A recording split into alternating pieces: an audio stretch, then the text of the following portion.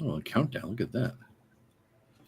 Folks, hello and welcome to the Random Party Generator. I am one of your hosts, Eric Tenkar, your bartender in the OSR. With me, center stage actually, is Rob Conley, Mr. Bat in the Attic. Adjacent to Rob, flanking Rob, Tim Shorts, Mr. Gothridge Manor. Below Tim, Greg Christopher. And I guess directly below me is none other than Joe the Lawyer. Yeah. Hello, everybody. Howdy. So we are experimenting with Restream. You've got your chat up on the screen, so you should all be able to see it. It's like embedded. It's like bigger, better. We'll keep an eye on it. There is one downside to the tiling is our names aren't up, which is Yeah, I was noticing. technically probably not generally or not. There you go. If you want names, we go this way. Okay. Yeah. There we go. It's not as sexy, but it'll work. I'm sexy, name or nameless. I don't know. I don't know what the audience thinks. We should go tiled or this. Yeah, you folks, let us know. We do this all for you, right? Which is why we do absolutely no show prep. Okay, just to be clear, Ever. we talk throughout the week, nonstop, to the point that I got to mute my phone. And when Joe started a new channel for the chat, a new text group, yeah, new text group, it was driving me nuts because I remembered to mute it on my phone, but I forgot to mute it on my iPad, and I was driving, and it kept on going off. And I thought my car was making noises, and I'm like, I'm taking my father to a doctor's appointment, so my iPad is next, and I'm like, he's like, "Did you hear that?" I went, "Yeah, I heard that. What is that?" I go, "I have no idea what that is." I go, I don't know," and it goes off again, and it's like, I'm bringing the car in anyway, so I guess but then I realized as I took the iPad.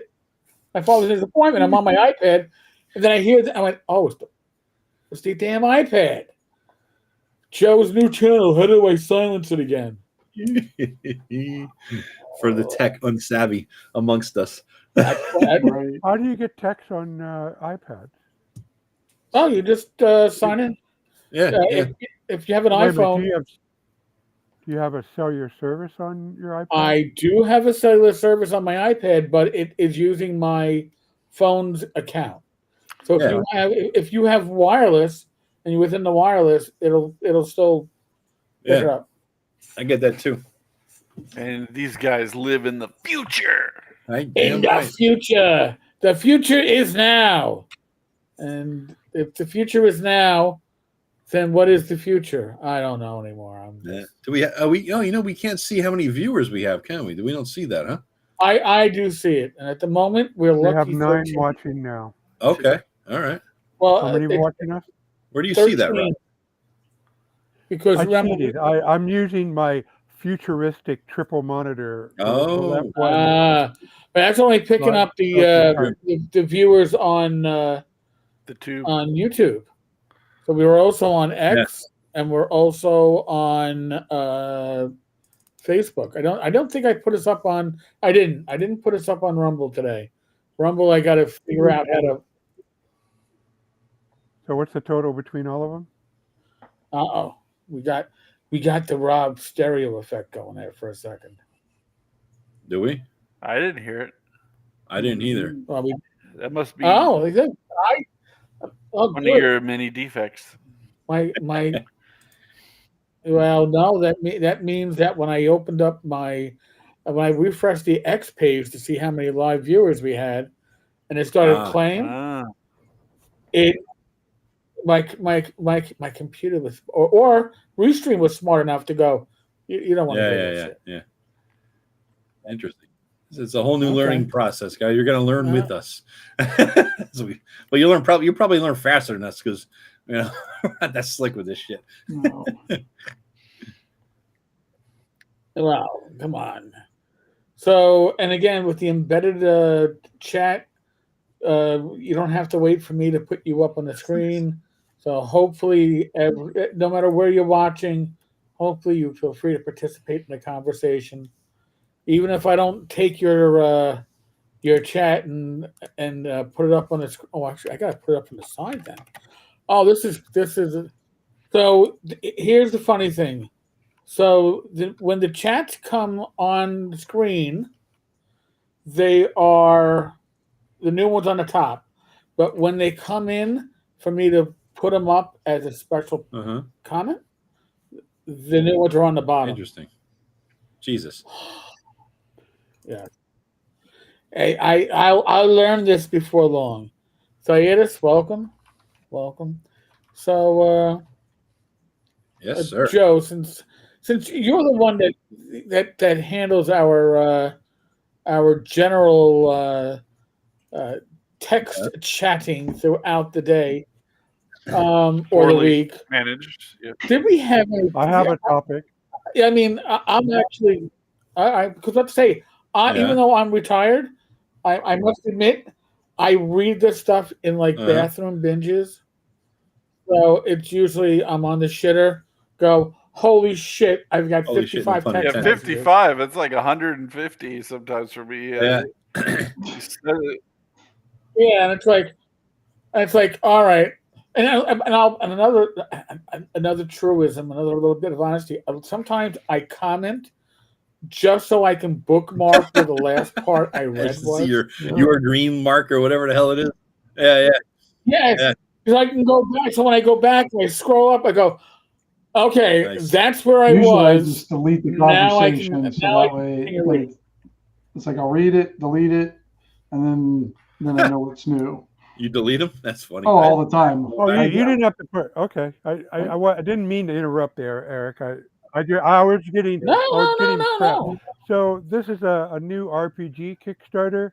I post a lot on the RPG Pub, which is a forum, and the guy there is a regular over there, and he does me, myself, and Die, I believe, as far as Yep. Yes. Yeah, and so this is his what he calls a dramatic sim-light role-playing game, and his philosophy on what is dramatic sim-light is pretty close to what I like to do. So I was interested in this, and plus he likes Hardmaster, and he likes a bunch of other stuff too. But he's thrown a bit of Hardmaster in this system, so I got in on the digital level. But as you can see, the Kickstarter is doing quite well.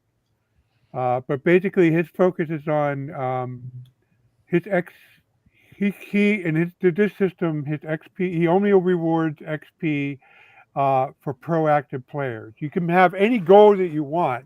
You just have to have a goal, and you have to be pursuing it. And he has a system for figuring out how much XP, depending on, I guess, how expansive your goal is.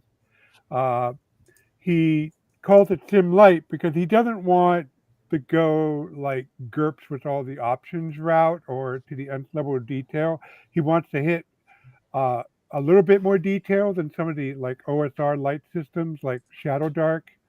He likes a little bit more detail, and he opted to go with a D100 as his dice roll, and it's a skill-based system. And he's trying to get away from hit points.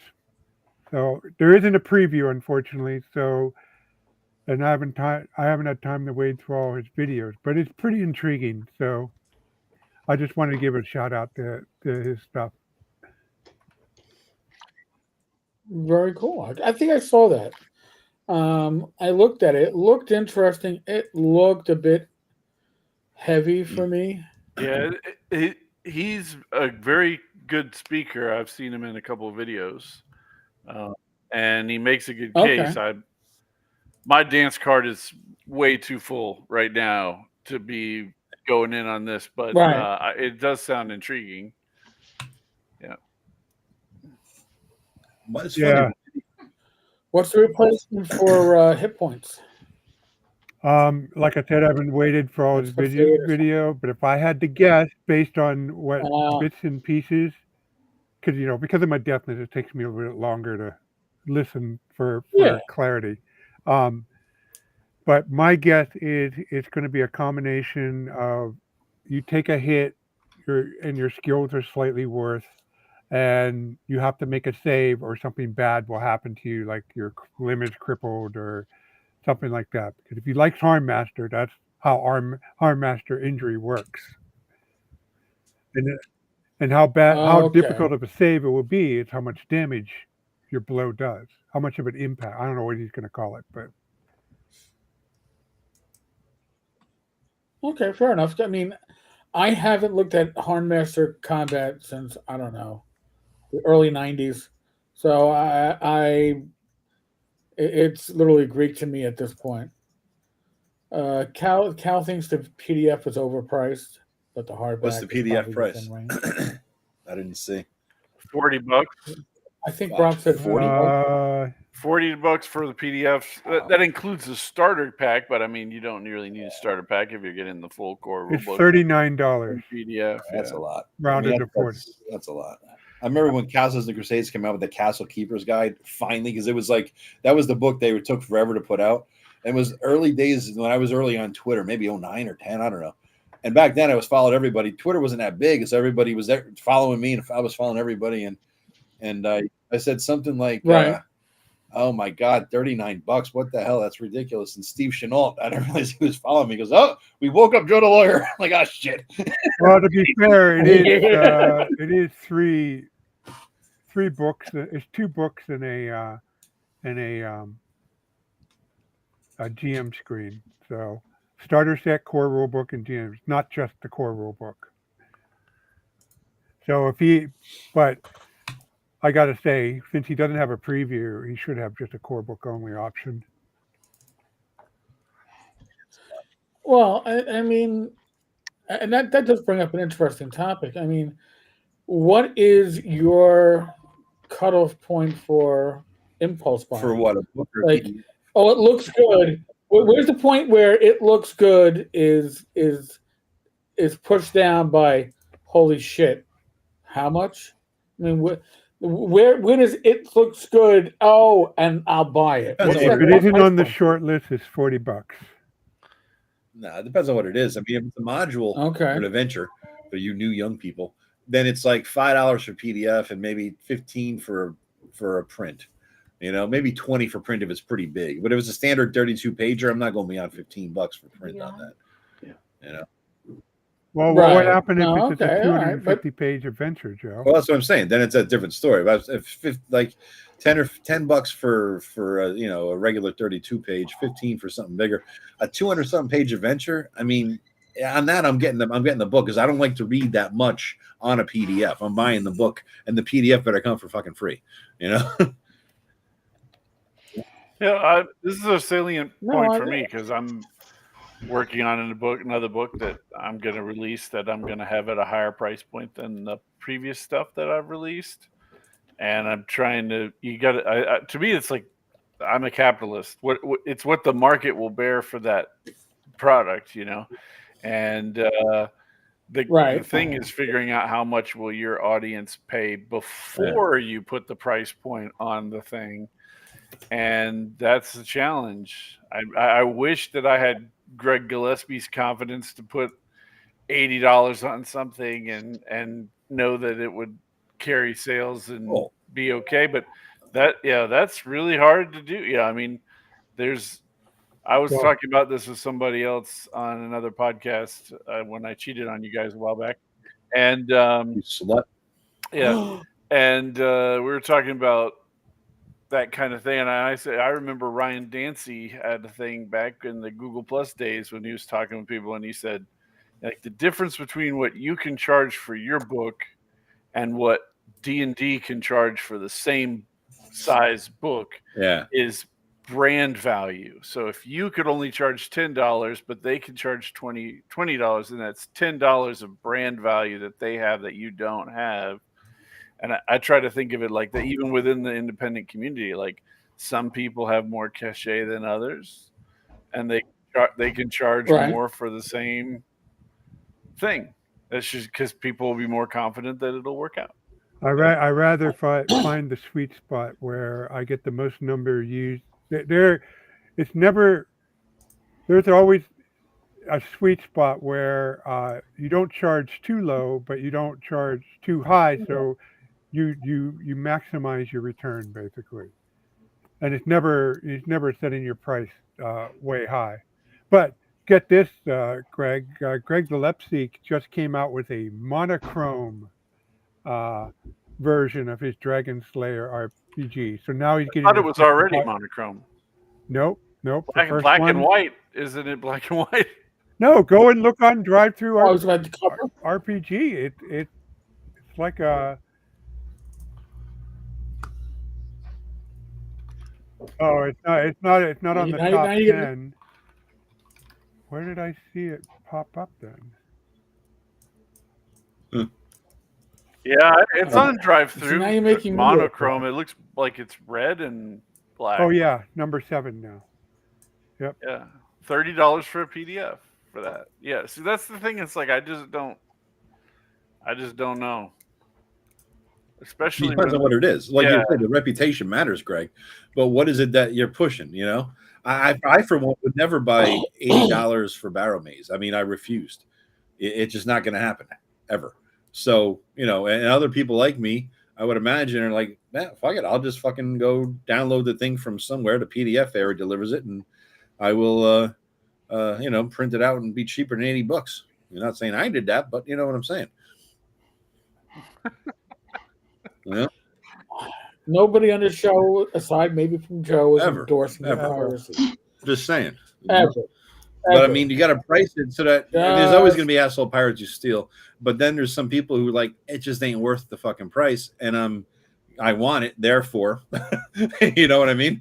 It's going to make its appearance on the shelf somehow, right? I have people come to me every couple months and say, "Hey, I saw that your book was on this pirate thing," and I'm like, it's a waste of my time to even ask them to take it down because it'll be put up somewhere else. Yeah, the only time I have done DCMA, but it's only when it shows up in the first 3 pages of Google results. Then I send it to Google and say, hey, that's a pirate link. Please take it down. And they do. Yeah, that's cool. But I know where all my works are pirated. I just don't give a shit. No. But Rob, are they taking down the website, or are they just taking it out of the search result? That's where you want it gone. You don't care. It's little you can do about the website, but the search result is how they find you. Most people find you in the first place. So interesting. You know, because I've heard the argument that, well, you know, if you pirate something, quote, good, then it's quite possible that that person will then buy it. But I'll be honest with you, they might buy a physical copy of it, but if they already have a pirated PDF, they are unlikely to buy a legit PDF, unless the pirated PDF is like a scanned copy, in which case they're like, you know. I don't know. I mean, but I think you're mostly right, but, you know, I had Black Marsh a free download, and I have more, not a huge percentage, but a good slice of my feedback is people say, hey, I like your stuff. I saw Black Marsh and then I checked you out and got blah, blah, blah, and blah. And well, but Rob, Black Marsh is the best advertising for Bat in the Attic as a publisher. It literally is. It is something that when people, it isn't the normal free pay what you want schlock that you're going to find over at Drive-Thru, and I call it schlock, but you will find diamonds in the rough, or you will find corn in the refuse, or whatever you want to call it.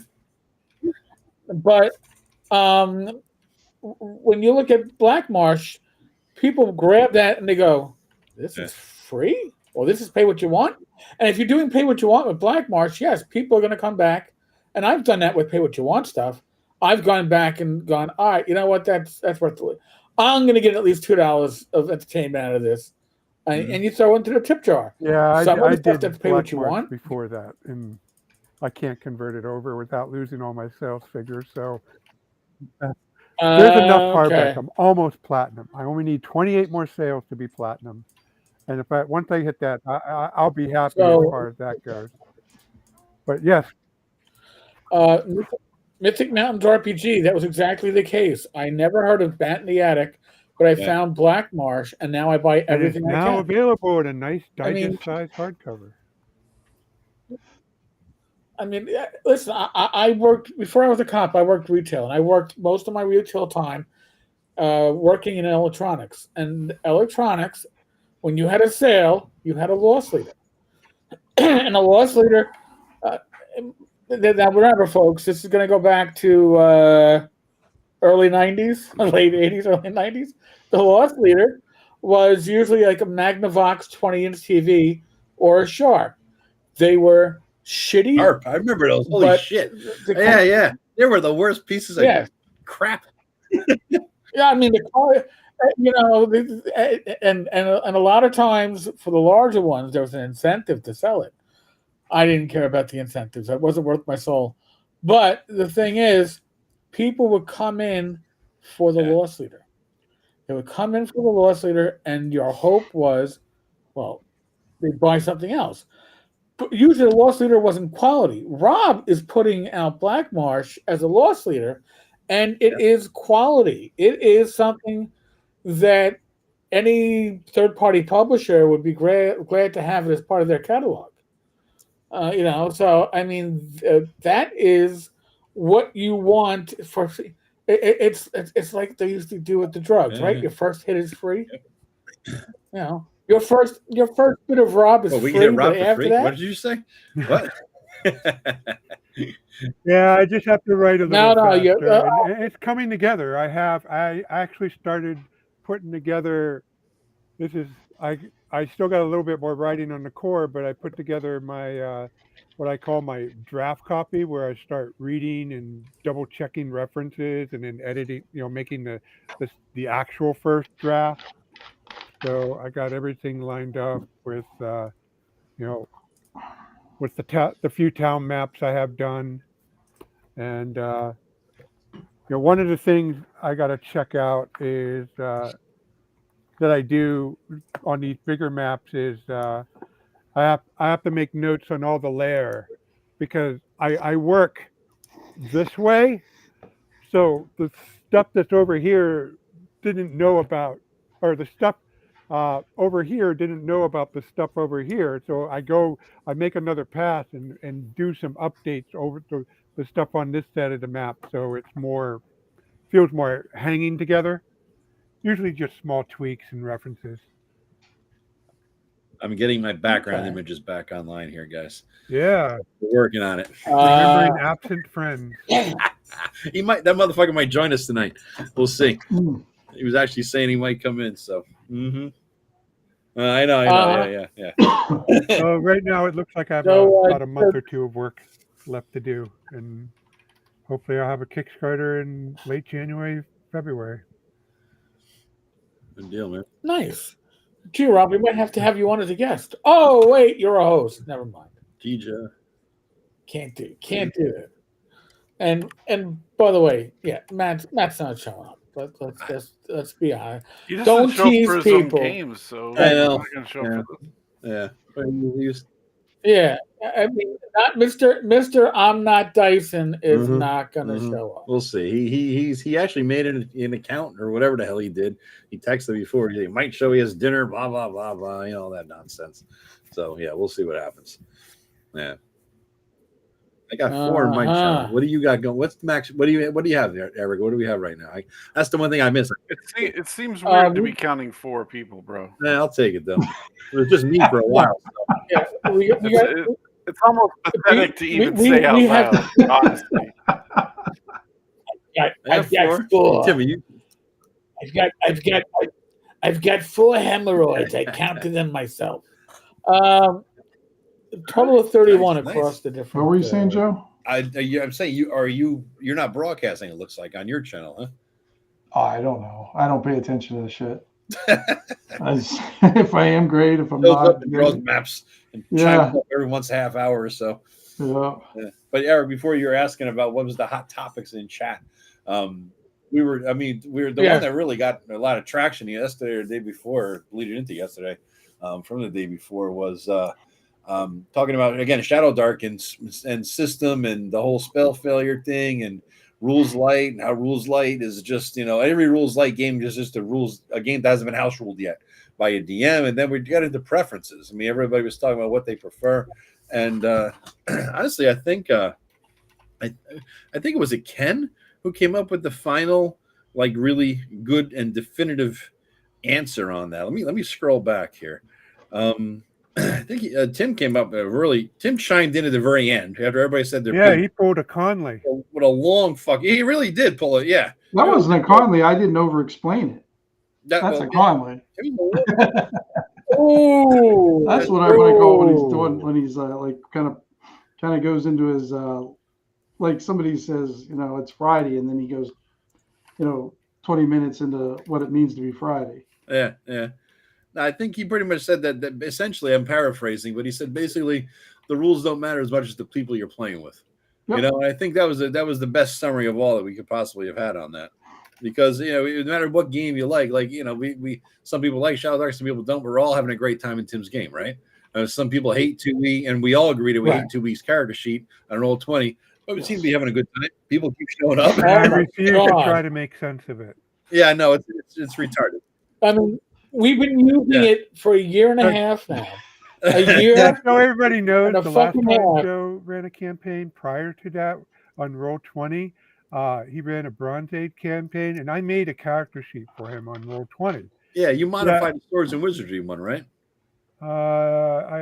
It's actually a modification of one of the. I'm not sure if it's D20 or 5e, but it has a nice tab interface that I know well, so I can just strip out whatever D20ism or 5e-ism it has and sub in, as long as it's D&D related, of course. And so it's easy to modify, and so I know how to make Roll20 character sheets. But I looked at AD&D 2E, and I went, I got to work on this shit. So fuck that. Yeah. I got much more important things to do, but again, a year and a half, I still can't find anything. Can't find our hit points. Can't find where's our experience points again? Nope. But I think the whole thing that triggered was Josh was talking about Shadow Dark, and he was just reading it for the first time, and he likes more rules in his game systems, and he came up with a good point. He says when the rules he likes to make his characters distinct mechanically. Well, I'm saying he likes the rule. He likes a rule-heavy game rather than he likes 5e over OSE. Put it that way. I wouldn't say that. He doesn't. No, because there's a lot more restrictions on that too, where you can really add your own flavor with OSE. You think? I mean, the way he was talking, he seemed to be like he liked the more rules-heavy game. He was more like he likes 5e because he likes all that stuff defined. This way we should have like options for his characters, Joe. Yeah. Different. Yeah. Oh, all right. Well, I mean, what he did say though, he says when the rules are clearly defined, you know what you can do and how likely it is to work. Your character is actually more limited because it calls out what you aren't good at as well as what you are. I like the old school games. He's like, in the old school games, make these harsh, badass rules where death's around every corner, and then we rely on our benevolent DM to let overcome the challenge. An RPG lies at the crossroads of game and story. He likes both. He says you can tell a good story with a strong set of rules, but a good story told with a bad game still isn't a good game. It's just a story. And he says old school games rely a lot more on DM trust to house rule your way to fun. And that's, I think he says, and Joe writes all the house rules down, but I played enough with Rob and Tim to know they have just as many house rules, just aren't all written down. So I will use that as my defense every time you guys bitch about my fucking 19 pages of house rules. Josh knows you, and that's what he says. Well, it's a common refrain that if you have a rules light chassis, all you're doing is just offloading it to the GM. Yeah, and they're gonna make ad hoc decisions that they're gonna then have to integrate in together. But somebody who's experienced it's like they have their own software running in their head anyway, so it doesn't really matter. Yeah, right. They don't need that basis. I mean, I've said before, I play Axe 2 and Shadow Dark. They do different things. Yeah.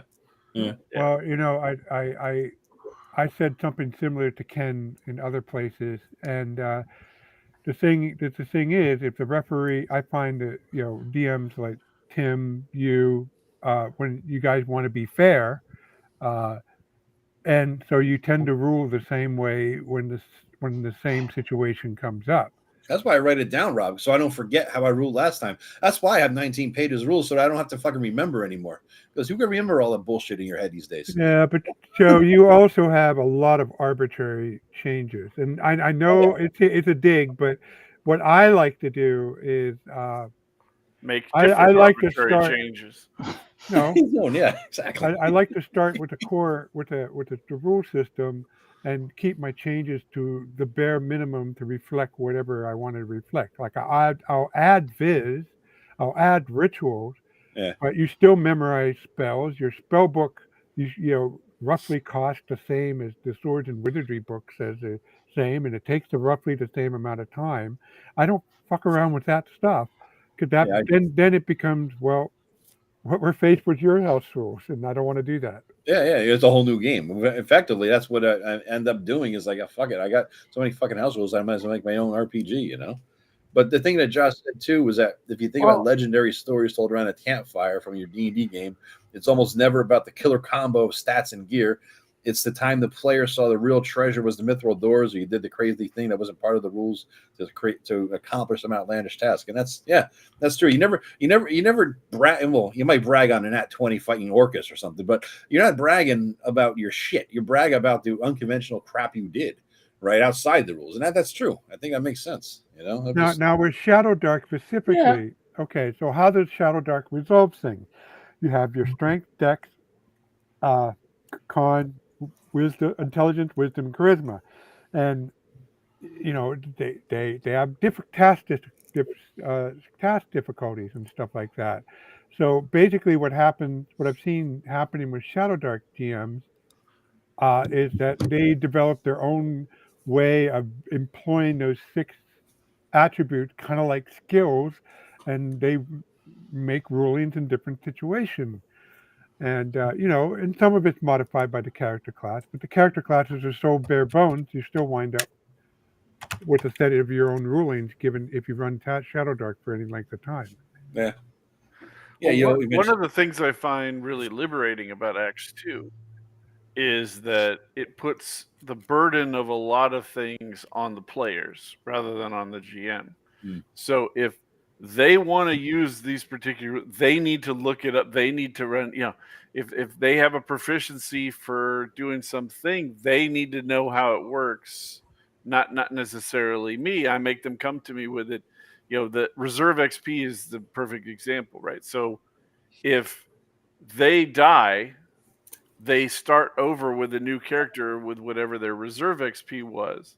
So if they get a big treasure hoard and they spend it all on cool gear and shit, and they don't put any of it into their reserve XP, then when they die, I don't give a shit. Yeah. They go back to zero. Whereas if there was, when you die, it's Greg's call what happens to you, then it becomes, now I have to, I don't want to piss him off, so I'll let him start with a whatever. Like it brings emotion into it, where it should just be, you didn't put any money in reserve XP. You start out with 0 XP. The end. That's not the problem. Yeah. I you know what? I mean, if that's what you want for your campaign, fine. But what does it really get you in the end? Why not just let the guy start out to the level of the other party? No. You have to. There's got to be a penalty. I start them a level below everybody else. I mean, if you want to give a penalty, don't get me wrong. I'm not disputing. If you feel a need for a penalty, I got a few of that going on myself. But I'm saying, what does that really get you? If you have a creative purpose in mind in that, and do it. But for me, because then, Rob, if they take risks, there's a consequence for them taking the risk. Yes. So when they get the reward of the risk, they benefit. I mean, if it was business, it wouldn't be like, well, if the business fails, we'll give you your money back. Yeah. The whole point of it is that you are in the responsible position to make it happen. Yeah, well, it's also, socialism versus capitalism, right? I really think about it. Well, a character's death, correct me if I'm wrong, Tim, a character's death, even if you come back at the same level and the same, number of points, if we're talking GURPS, the consequence is all the contacts you have, all the stuff that you built up with all the people you role played with and now who are either your enemies or allied, all that's wiped out. You're reset back to zero. And that's pretty but if your house burns down, Yeah. I can give you the same amount of cash and you did lose something. But why should I give you the same amount of cash? It'll encourage you to get your house burned down more often. Because my view is I'm not rewarding the player for dying. He's just some schmo who was living their life and gained a certain level of experience in the setting, and now he enters the picture being played by that character. Now he's by that player. Sorry, a weaker schmo. Yeah. Well, listen, you can argue it many different ways. When I used to run it as, my God, even as a teen, the rule was average party level less 2, because as the party got higher in level, so if the average party level was 5, the new character came in as a level 3. They caught up real quickly anyway, because you do as higher levels you go, the slower you advance. So it didn't really make much of a difference, but it still gave you a penalty. But the thing is, too, is that if you're balancing a game effect with social effects, it never works. That's why classes like Barbarian never worked. That's why classes like Cavalier never worked. Oh, it's a very powerful class, but you got all these social things you have to account for. Nobody role plays that. Everybody ignores it. Barbarian, well, you can't adventure with the magic user. Well, then you can't play in the game. So you ignore it. So all these social effects, even if it's you lost your contacts, it doesn't really make the difference. There's a way of having it make a difference, Eric. Tim and I ran campaign where social effect matter. Not to the nth degree like the purists would want you to have it, but it mattered. Yeah. It mattered that the player was an elf and he was acting like a mad dog, and it took a bit for the things to flow natural, but the guy wound up being polymorphed into a donkey, forced to transport people to and from the gates of the Elven City, so he learned how to be fucking humble. Well, but that escalated quickly. But speaking of humility, look at S. Lewis's comment there. Starting new PCs at the same level as everyone else cheapens the accomplishments of the other players. Absolutely, I'd feel ripped off too. Like what? I do the smart thing. You do the stupid ass thing. You die. You come back with a new guy to the same level. It's like, what the hell is that? It's like save scrumming in a video game. Like if you're playing a game in hardcore mode nowadays, a lot of these games have it. Yeah, and you die, like tough shit. You're screwed. You lose a ton of progress. Yeah. That makes you really pay attention. Should I run in there and possibly get killed, or should I play the cautious route? Yeah.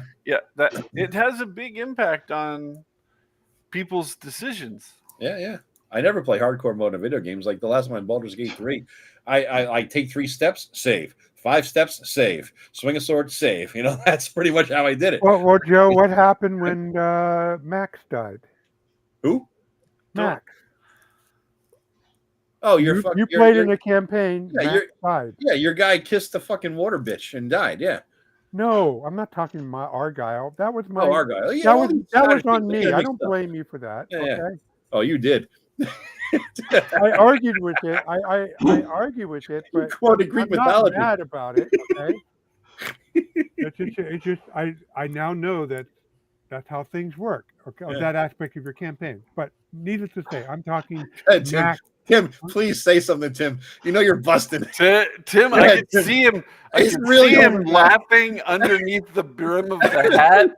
I just remember Greg and I just trying to warn him ahead of time. Yeah, Greg and I were begging him, "No, don't do it, don't do it." And He didn't. He wanted to. I just remember that. It was very funny. Yeah, I looked back at the guys like, should I just go ahead and kill this thing? And Rob's like, I step up and kiss him. Like, Right. what are you doing?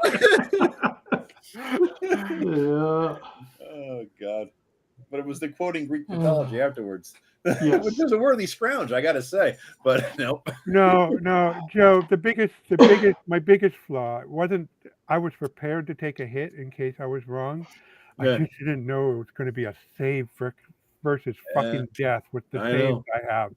If I had any inkling that, I would have ran away from the situation. Fun fact, folks. Most But if people in you real would have said, life don't know take they're making a 46 save versus damage death and either. I was hobbling around the rest of the adventure for 1 hit point, I was prepared for something like that. I just wasn't prepared for save versus death. But it was still my fault at the end of the day. After I got over the arguing, it was my own fault. Well, what I'm saying is Max, your character in the City State campaign. I forget, Rob. Tell me which one is this? You were playing Max sex and alcohol. You were playing Max.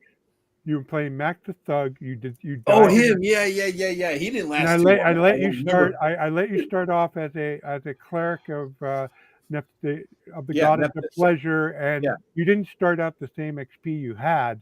You started like at the bottom of the level or whatever. Yeah. So that's what I do. That's why, and the reason my reasoning is that you're some guy who's now going to be associated with the party. So whatever level I had started you out, it is reasonable that the new person would be at that level. It's not about rewarding or punishing player behavior. Yeah. You lost all the contacts. Not like you were taking much advantage of it in the first place. Exactly. Yeah. But that's what I'm saying. I think I agree with brought up the Cavaliers. Yeah, the Paladin. Like I don't think people care about like the number one thing people are afraid of in Acts 2, and I've been running it every Saturday since the PDFs dropped for the Kickstarter, is that you can get grievously wounded in a way that's almost worse than your character dying. So the people will lean into a heroic death if they're faced with having a leg chopped off or being so they will go that way. People will have the heroic funeral and transfer some more XP to the new character and then start out at that level, but it's on them and it's a risk they take. It's not like if they choose to stand in the front, if they choose to do the thing that they do and they get hit, then that does not, I don't need to be like, oh, it didn't turn out for you. I mean, you made the decision to be there. Yeah. The reason why we roll dice is to determine if it happens to you or not. That's the whole point of the game to me. So as far as the classes like the Cavalier and Barbarian goes, you can run campaign with imbalances like that, but you have to agree beforehand that's the situation. Like we ran a thief campaign in GURP, and Tim was like a minor boss in the underworld, and socially he was in a position of power over the other players. But we kind of talked about all of our characters and the characters we wanted to play, so that was okay. Until Tim manipulated one of the players who was playing a fogger, a mage, into doing murdering. Nice. I don't think Dwayne liked that much. Doing that to him that much. I was a mob boss. I wasn't there to be liked. Yeah. He's the penguin. He was the penguin of the campaign. Yes, he was. Yes. I mean, in my case in this, any game answer or game question is always going to be, it depends. I don't want to be stricken to this is the absolute answer to all the games that I play. I want to have that flexibility. Some people I will, like in our current Shadow Dark campaign, I'm starting off Paul when his character Eleanor, went crowd surfing with a bunch of undead. He started his new character like one level below. Yeah. And then there's some, and it just depends on what kind of game I'm running or that I'm in. Like if I'm running like maybe a short, maybe just like one of those summer games they sometimes run. Well, I talk to the player a lot of times. And okay, how do you want to do this? How you want to play it? Do you want to start a different thing? And we try to movement seamless. A lot of times, what we try to do is with the relationships that the characters have already built within the game, draw one of the NPCs into becoming a PC. And I think that so there you already kind of have a background, you have a kind of a relationship already with the NPC to what's coming in. But I mean, just having a strict rule about it. I mean, I think in the Shadow Dark campaign, the way I'm going to run it is if somebody dies, I'm going to probably start them off a level below everybody else. Yeah. Kind of thing. But this whole conversation is proving the point that by not having a rule, it then just becomes a house ruled issue, and whatever the case. If the chassis doesn't clarify what happens, then. But even if it does have a rule, it doesn't mean shit anyways, because we'll change it anyways. Yeah. Yep. Yeah, it doesn't matter what they have written on the paper. It's not sacred. It's there. There's reasons why, we get them in, PDF format so we can just do Joe and I'm not paying attention to that one. I'm not paying attention. I'm changing. And I've been pretty consistent over the years across different systems that when your character gets wiped and you make a new one, you don't always start exactly where you left off, but you have to make up some ground, but you're not so far off that you're like the first level noob in the party of. But I don't disagree with that, Rob. I'm just saying I think it's better the way that it has been working with Axe. Absolutely. To have that. Yeah, that's all I'm saying. Yeah, if it works good for the game, fine, absolutely. Yeah. And if you're playing, if we're playing 2E with Joe, if I die and I'm 6th level cleric, I'm gonna go. Hey, can I come back as a 4th or 5th level guy, and I'll pick something else. Right. I've had several times recently where I was joining a thing and I took the last choice of whatever character the party needed because I don't even care anymore. I'm reaching that level of zen-like focus and calm. Yeah, I don't give a shit what I am. Thief, cleric, I don't give a shit. It's fine. Bring it on. Yeah, I'll do whatever it is. Well, Greg, I mean, like, for example, how I award milestone XP, it's not completely arbitrary. I got this formula that I use, been using it for years, which is like, it's a mechanic, just like the banking XP is a mechanic. Sure, if you have a mechanic that makes the campaign, that part of the campaign run smoother for you, then by all means use it. Oh, I know I have all your charts and tables as a part of my Rob AI that I'm building. That sounds terrifying. It does. I'd love to see them argue. Dwayne Part 2, Tim. Dwayne Part 2. Wait a minute, you have it in a binder. No, but I am going to create a Rob AI and a Joe AI, and I'm going to let them argue, and then I'm going to have a synthesizing Tenkar AI that's gonna synthesize these two arguments into a coherent answer, and then that will be what I sell to the public. No. Well, that's fine. You'll just never come up with anything new, so you know. No, what would be the best one would be a Rob Matt AI argument over politics. That would be epic. Let's not talk politics. I'm tired of talking politics. That's actually the one line of code in my Rob Connolly politics AI. I don't want to talk politics. Anytime you ask about politics, the Rob AI comes back with, I don't want to talk about politics. The first rule of Rob AI, we don't talk politics. That's right. There you go. But now, all right. So, listen. This did start out though with complex or simple RPG. All right, and I look at it this way. As a GM, a simple RPG is probably one you can learn quicker, gain system mastery quicker, and run it with more authority sooner than a game like 5e or 3e. Once you master 5e or 3e, you're set, right?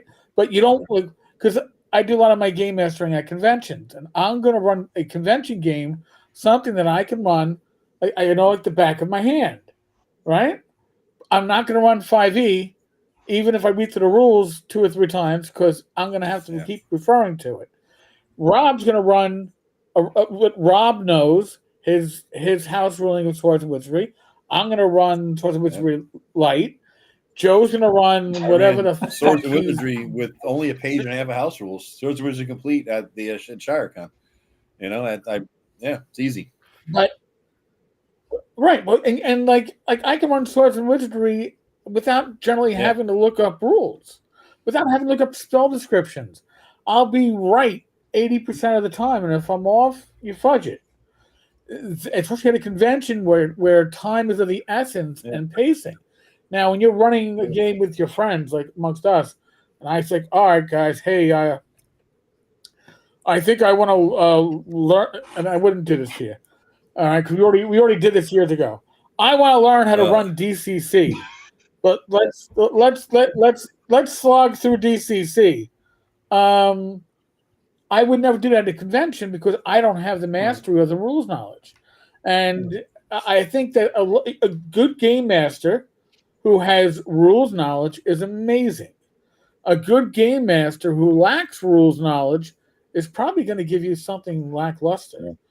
You know, I that rules knowledge comes quicker, I think, with looser, simpler rule sets. But what if the party comes in to say a coffee shop or a bakery? How will you know what to do, Eric, if you don't have the 2024 Dungeons and Dragons book? I mean, you'll have to just make this shit up on the fly. I mean, it could come out horribly wrong and inappropriate.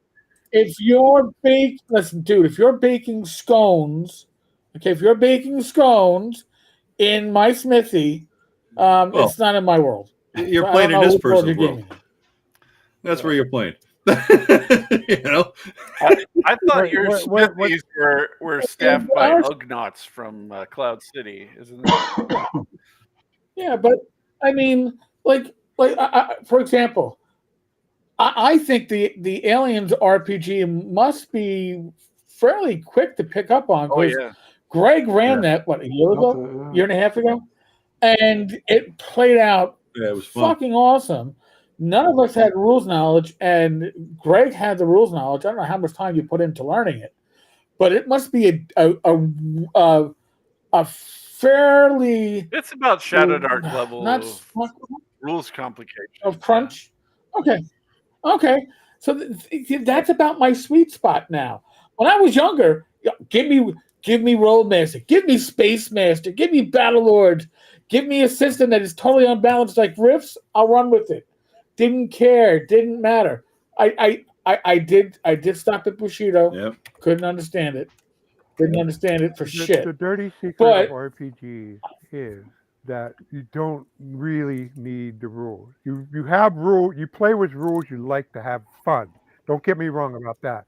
But the logistics of running an RPG campaign, you don't need rules. Tim and I were running GURPS in a rural town in the middle of Northwest PA where just about nobody knew GURPS.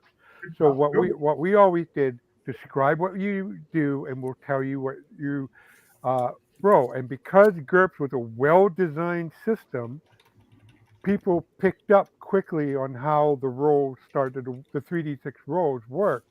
And we never, as GMs, we never had a flounder unless we got, like, mostly me, got overly detailed, then I had to back off. But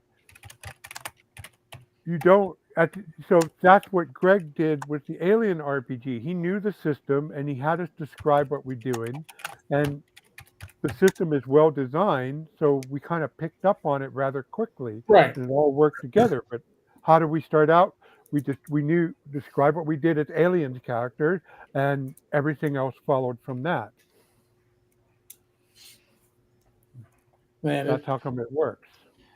Yeah, and Greg gave me the dubious position of being the captain and trying to boss these guys around. Dude. Yeah, I was like, what the hell? What did I do wrong? My son had a major developmental switch when we played that game with a group of his friends. Oh yeah, and he was the Wayland Yutani inside guy, And the captain was like, this is what we're going to do. And he was like, no, that's not what we're going to do. And he swiped his card and did the thing the other way.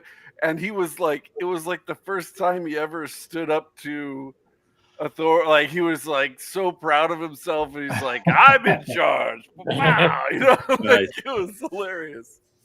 Didn't I get to kill Rob in your game, Greg? Wasn't I the betrayer and I got to kill him or something? I think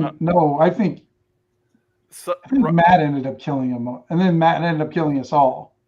I remember that Rob confronted Joe about being a synthetic, and I killed him, right? And he missed on whatever I can't remember if he was attacking Joe or whatever he was doing. He failed, and Joe just pulled out his gun and blew his head off and rolled like 6 successes and just pow, just like it was awesome. Okay. And then Matt killed you, Joe, right? Matt nuked the whole ship. Yeah. Fucker. Yeah. He determined that there was no way to win, and so he went down to the reactor room. And I thought he was going to try to shut off because it was going into a fail state. Right. And he went down there and he said, "I'm going to lock the door." and accelerate the failure of this reactor, and then it nuked everybody.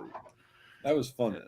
I'll try every game system once. I'm not a fan of space games, but that was a fun time. You know, that was a fun time.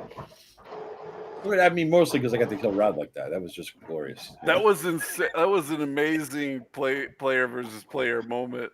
Yeah. Of just, I'm gonna do something to you. Yeah, I'm gonna do something to you. It fails. 6 triple success. Wow, you lose. And you can have that stuff, but you can't have that in a campaign, right? Well, that's true. Yeah. Right. True. The dynamics. This is like a convention or a story arc or whatever. I mean, and those are great. Like, especially when you hit a climax in your campaign, and everybody's like, "Wow, you run it high." It's like, all right, we're gonna take a couple sessions off and then try something different, and then you go back to it. It's like a palate cleanser. You know, it's fun to have. You guys absolutely freaked out when you found out that Josh was an assassin, a claw of Callus. Yeah, I was pissed. Yeah. I'll still kill him even if it's in an unrelated game. He helped. You know what? He helped you after that. He followed you. That is irrelevant. I agree. I don't care what you do in prison to get saved by Jesus. You're still a criminal that went into prison, and as far as I'm concerned, we could be playing Farmville the RPG, and I will just turn and shoot him in the head like that. Honestly, though, I was a little surprised at your reaction. I didn't realize you understood that aspect of my campaign because I tend to be over explain a lot, but you guys knew what a claw of Callus and what it meant, and you just did the stereotypical reaction like, oh my god. Well, that was the one game I played, and then I knew all the details, and I'm like, oh shit. He said so. I don't remember what gave it away, but as soon as I heard, referred to him. That's right, and that's when I'm like, oh shit. That what you said there, Eric, goes back to the other hot topic that we were yakking about in the chat, which was you said something like, you do shit, you have fun in the convention game, and you give them a shot and let them, it's a palate cleanser. You let all, no rules, try it, whatever the fuck, right? And then the other thing we were talking about this, yesterday and last night was class protection, where I was just basically saying, no, class protection, the cleric, I don't give a fuck how long you sit around the campfire tinkering with locks. You can't pick a fucking lock. Only the thief can pick a fucking lock because I like class protection. And people are arguing. I think everybody's arguing against me. So I'll give you maybe a 1%. I'm on your side on that. I was just busy with shit. I don't have time to read 400 texts. I didn't even comment. So those who did. My comment to you, Joe, is what did that get you? It gets me class protection, Rob, which is all that I care about in the campaign as a DM. Well, class protection is 2 words. What did it get you creatively in your campaign? It gets the thief an ability to do shit that nobody else could up him on. That's what it gets me. Yeah. I mean, I That's to show exactly for Axe what 2 gets me. twice in this podcast, but in Axe, the thief, he really improved the thief, and the party that I'm running, they had a great thief that died, and they keep trying to bring in hireling henchman thieves, and they just keep getting chewed up, and they can't, like, they're like, man, we really need to get a thief. Like, having a thief is important. Yeah. It's a good thing. Having the niche protection makes it so that, like, I can't let that guy die. He's the only one that can open the door that I need. I can't let that guy die. He's the only one that can heal me. That's what's so offensive about short rests giving you health back. Thank you. You're taking away the benefit of one of the classes. But here's the thing. In my experience, and this is all we can talk about is our own experiences. When I gamed and ran D&D as a teen and preteen and into my 20s in college and past, every thief in my party was always multi-classed. Always. Almost always a magic user thief or a fighter magic user thief, occasionally a fighter thief. Nobody was a single class thief. Nobody. Because nobody wanted to just play a thief. It was, I'm going to be something with thief abilities. Even my gnome priest has thief abilities. Well, he used like once or twice, you know, but I mean, they're there. Thief is a weird class because, in my opinion, fighters are frontline fighters. Clerics cast spells and are second line fighters. They can stand up there. Thieves are weak at hit points, weak at armor. Many of the OSR style systems, they have a backstab that they can't use because you're never in position to use it. So to be a plain and your skills suck. Let's just be honest. Well, point in case that the original game didn't have thieves. I want to. It was an act-on addition to D&D. Right. But what I'm saying is that the thief skills suck so much at low levels that if you're a thief that uses your thieving skills, you're probably going to die. Well, that's the one house rule I changed, Eric. When I ran Swords Roots Complete, was I started first because they were second level thieves, right? The second level characters, and I had the thief. I told the guys, I said, a first level thief starts with the thief's skills of a third level thief, number one, and number two, for all the things that aren't climb walls and all the things that aren't something in 6 chance. Like hide in shadows and pick locks and all that. I added the raw dex score to that number. So the thieves came out of it they were second level thieves with like 30 to 40% chance of doing everything at least. You know, so that gave them a shot. It gave them a shot to be contributing to the fucking thing because otherwise you're right. They suck. Who's going to take a chance to sneak with a 15% chance? Well, the thing is, the hobby is in a big memory hole about the whole thief thing because what the hell do you think they did for a year and a half before the Greyhawk supplement come out? They had characters climb wall. They had characters sneak around. They had characters deal with locks and traps. Yep. And then when the thief was introduced, that was on top of whatever they were doing. But everybody forgot what they were doing before. Right, it became a mechanical. And now the only person who can pick locks is a thief. Yeah. All right, so Bad Mike is running I believe he's also running a 2E campaign. Been running the same group for a long time.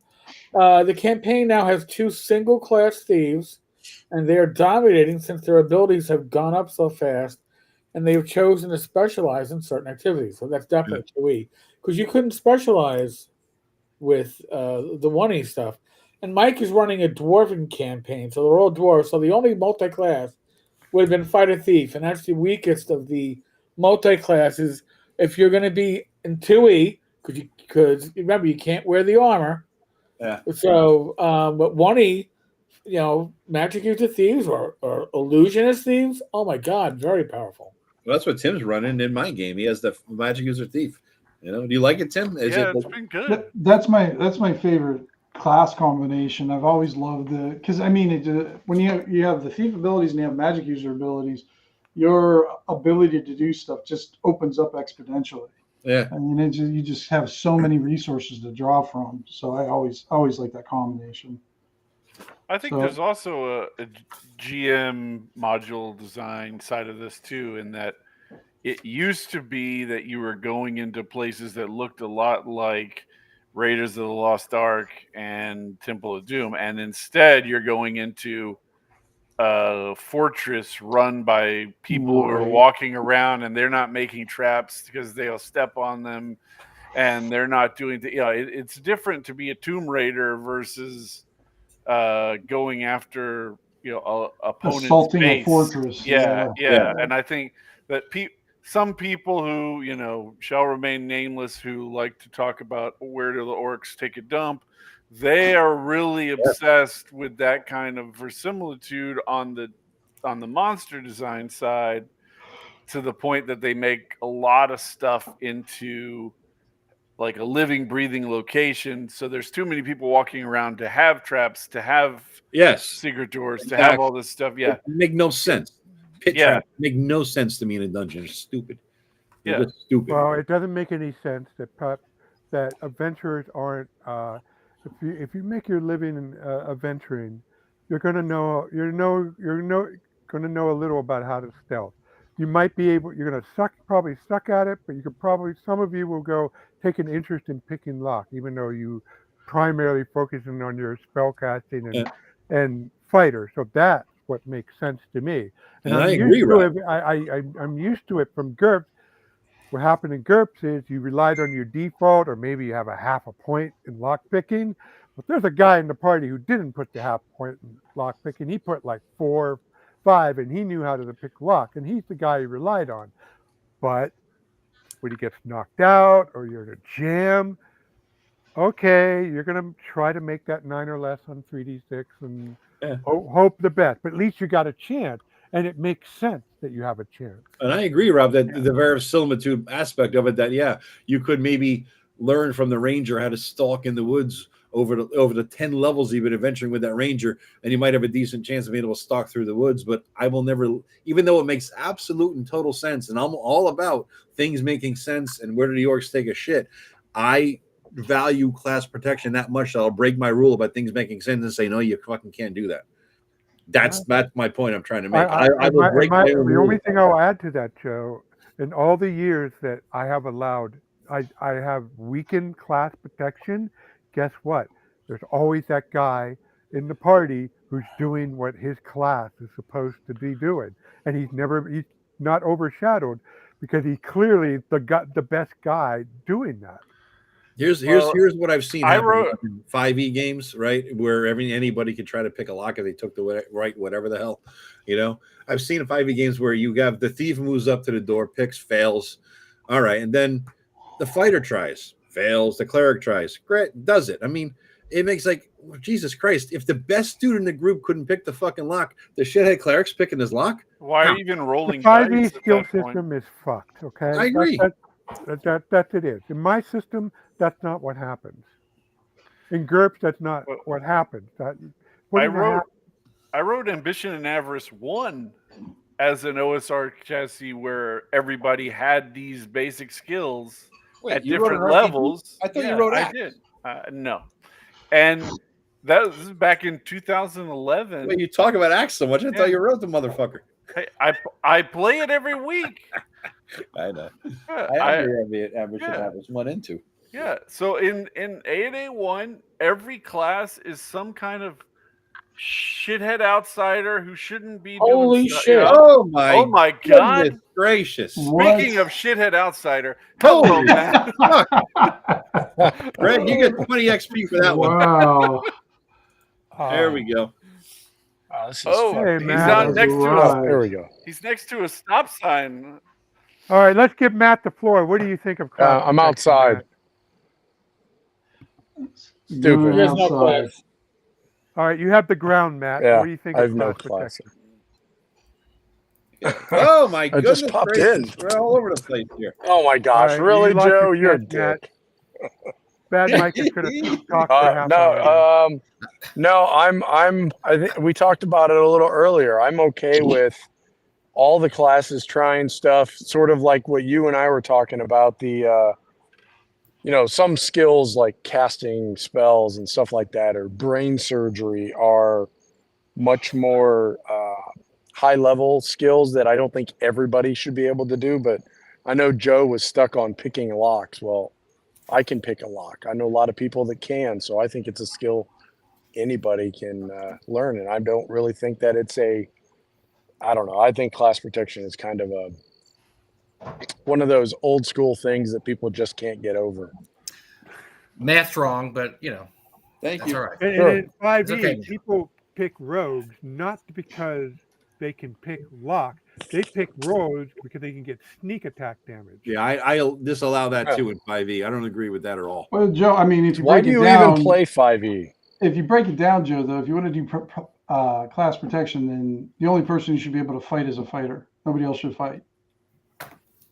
Well, isn't that wait? Class protection, Lamentations of the Flame Princess, right? Weird fantasy. It's class protection. Mm-hmm. Only the fighter gets better at fighting. Yeah, Right? that's true. That's Yep. true. So that everybody else will always fight the same.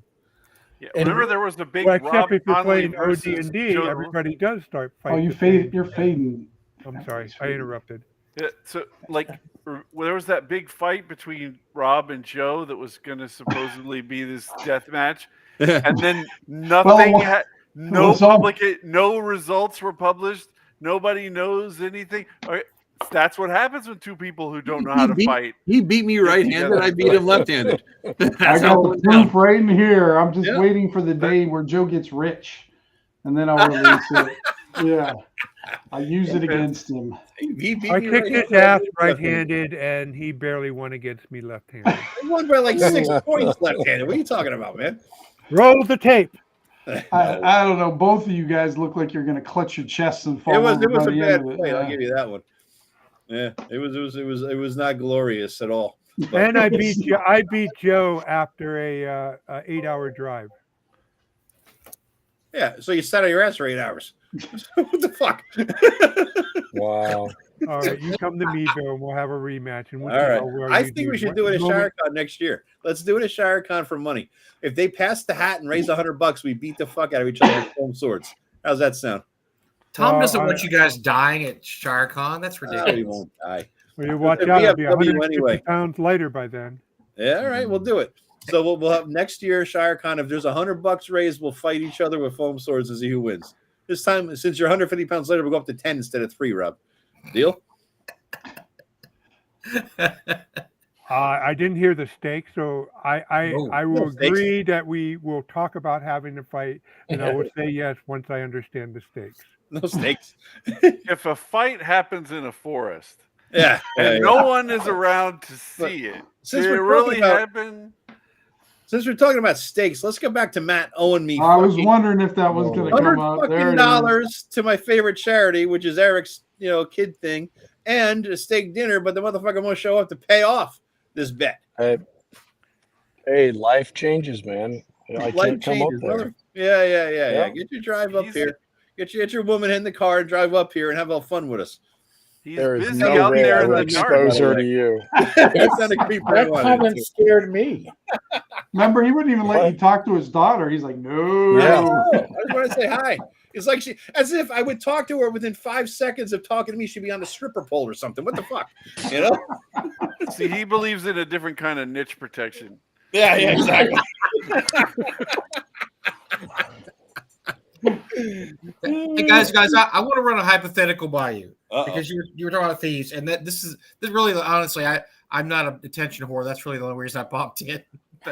But you were talking about thieves. I had something come up in my campaign that I'm running I've been DMing since 1978.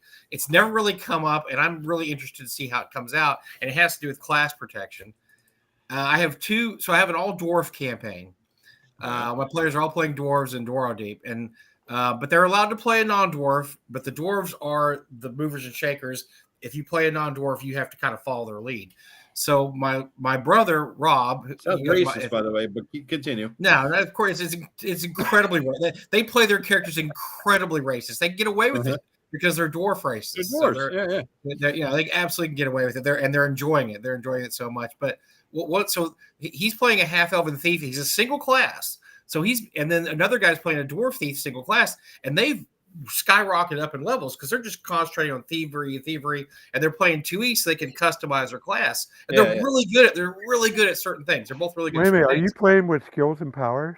We're doing no skills and power, just flat, just 2E, just basic 2E. The thieves can adjust their percentage. Yeah, because they get 30 points a level or 15 points a level, but they can put it wherever they want. So one's really good at sneaking, one's really good at lock. I mean, you can pick any locks, whatever. So they send them ahead. They're the scouts, and since they're so good at what they do, they send them ahead. So last session, they're in the Underdark, and they ran into a two-headed troll. And they ran into his cave, so that they managed to avoid him. They snuck past him. They went to his cave, and they found a bunch of boxes. There was 3 boxes there, and they each had treasure in it. And one had a bunch of pearls and gems. Well, they took all that. The one had gold. They left that there. The other one had magic items. They left that. So they took all that, and they didn't tell the party about it. They just stole it. They just took it. And so after the combat's over, I said, okay, do you guys? I mean, everybody's at the table. We've been playing a long time. It's no big. Everybody's cool. So I said, okay, so you guys stole a whole bunch of pearls and this, that. What do you do with it? They said, oh, we're keeping it. We're going to split it. And we're going to split the XP. And I figured everybody around the table would just like flip, because these are guys who've been playing a long time, like motherfuckers, we are going to kill you if we find, and my brother's joking like, the two players in question were stupid and doing it in front of the entire party. Like I said, we're very mature players. Everybody's been playing 40, 50 years. It's not like you're going to have a fist fight at the table, but they were just kind of like, yeah, that's kind of what thieves do. And I'm like, really? So they're going to steal all those gems, and then my brother's like, yeah, that's just what thieves do. These guys are right. They're allowing us to be, to do what we do. And so they're going to look the other way, and then we're going to do that, and they're going to be cool with it. Are they though, Mike, looking the other way? I mean, to me, I don't know. To me, I've never seen a group do that. Didn't know about what happened, even though Rob Conley, saw you. Sure. Yeah, and they don't, and they don't know what happened. Yeah, they don't know what happened, and they trust the thieves. They trust them. Like, okay, they're not going to steal with us, and they did steal from you. So I'm like, and I just thought it was funny, and I'm like, and they said, yeah, that's just what thieves do, and we wouldn't know about it anyway. We don't know they took that. So if they're going to keep it and put it in their pocket, whatever. And then my brother and the other guy are like, yeah, they don't know, and we're not gonna make like a pearl earrings or anything and wear them in front of the party and go, look at my earrings. And, so they're joking about it even. I just thought that was wild because if I'd been running that group, 30 years ago, they'd be like, MFers, we are going to find out you stole that. And if we do, you're dead. You're dead. And then the one dwarf thief says, well, if they find out anyway, I'm going to blame the half elven thief and they'll kill him. And they're like, yeah, we would do that. The dwarf we'd forgive, but we wouldn't forgive him. I'm like, okay, that's where your racism comes in right there. So they're even going to let the dwarf guy get away with it if they found out. And they said, yeah, just don't let us find out the half-elven guy stole it because we'd kill him. I just thought that was so crazy because they're just cool with it. And they're just like, yeah, that's what thieves do, man. They steal stuff. If you have a thief in your party, you just got to be, this is going to happen. And, they didn't steal anything too valuable. And so they get in the room and there's three chests in there. And they go, okay, one's full of gold, one's full of magic items, one's empty. And I'm even going, so they're going, yeah, I guess that. And they go, what happened to what was in there? They go, no, it was just empty when we found it. And they're like, you guys are cool with that too? Like, oh yeah, we believe him. We would believe him implicitly. My prediction. So you're, first of all, one, count your lucky stars that you have that group of players. Okay. Yes. Okay. Yes. Because if you were to tell me, hey, this is the situation, place your bet, I would say 1 or 2 out of the 4 players would be okay with it. The other 2 would go, wow. Right. But, however, even if you do role play, it is very hard not to metagame in the future to protect yourself from your now known metagaming out of game. You now know that they will fucking steal from you. It would be very hard to role play that. It's a time. I think it's a do it, but they will kind of not make themselves vulnerable. There's a reason why you pay a lumberjack more than your gardener. Some jobs are risky and demand a higher salary. These guys are ahead of the party. Yes. They're dealing with. They have a huge risk if they get caught out there by themselves in a combat. They're hosed. So the reward for that is sometimes boxes show up empty. That's how it goes. That's how it is. Greg would have been their solicitor. Greg could have been their lawyer because that's exactly their argument. And then everybody in the party kind of bought it. They said, yeah, you're right. You guys went in there with the two-headed troll there, and you could have just got torn up and this, that. Oh, whatever. But I don't understand how that sounds like an in-game conversation. Oh, absolutely. How did it become in-game that they know they had?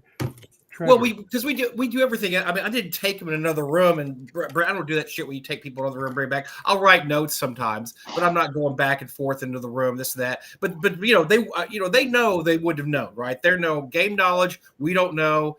And look, they just stole a bunch of gems. We're not going to find a bag of pearls on them unless the guy dies or something. And they're searching the body, going, "Holy crap, where'd these pearls come from?" They said, "We're not going to know. We're going to play it like we would know it."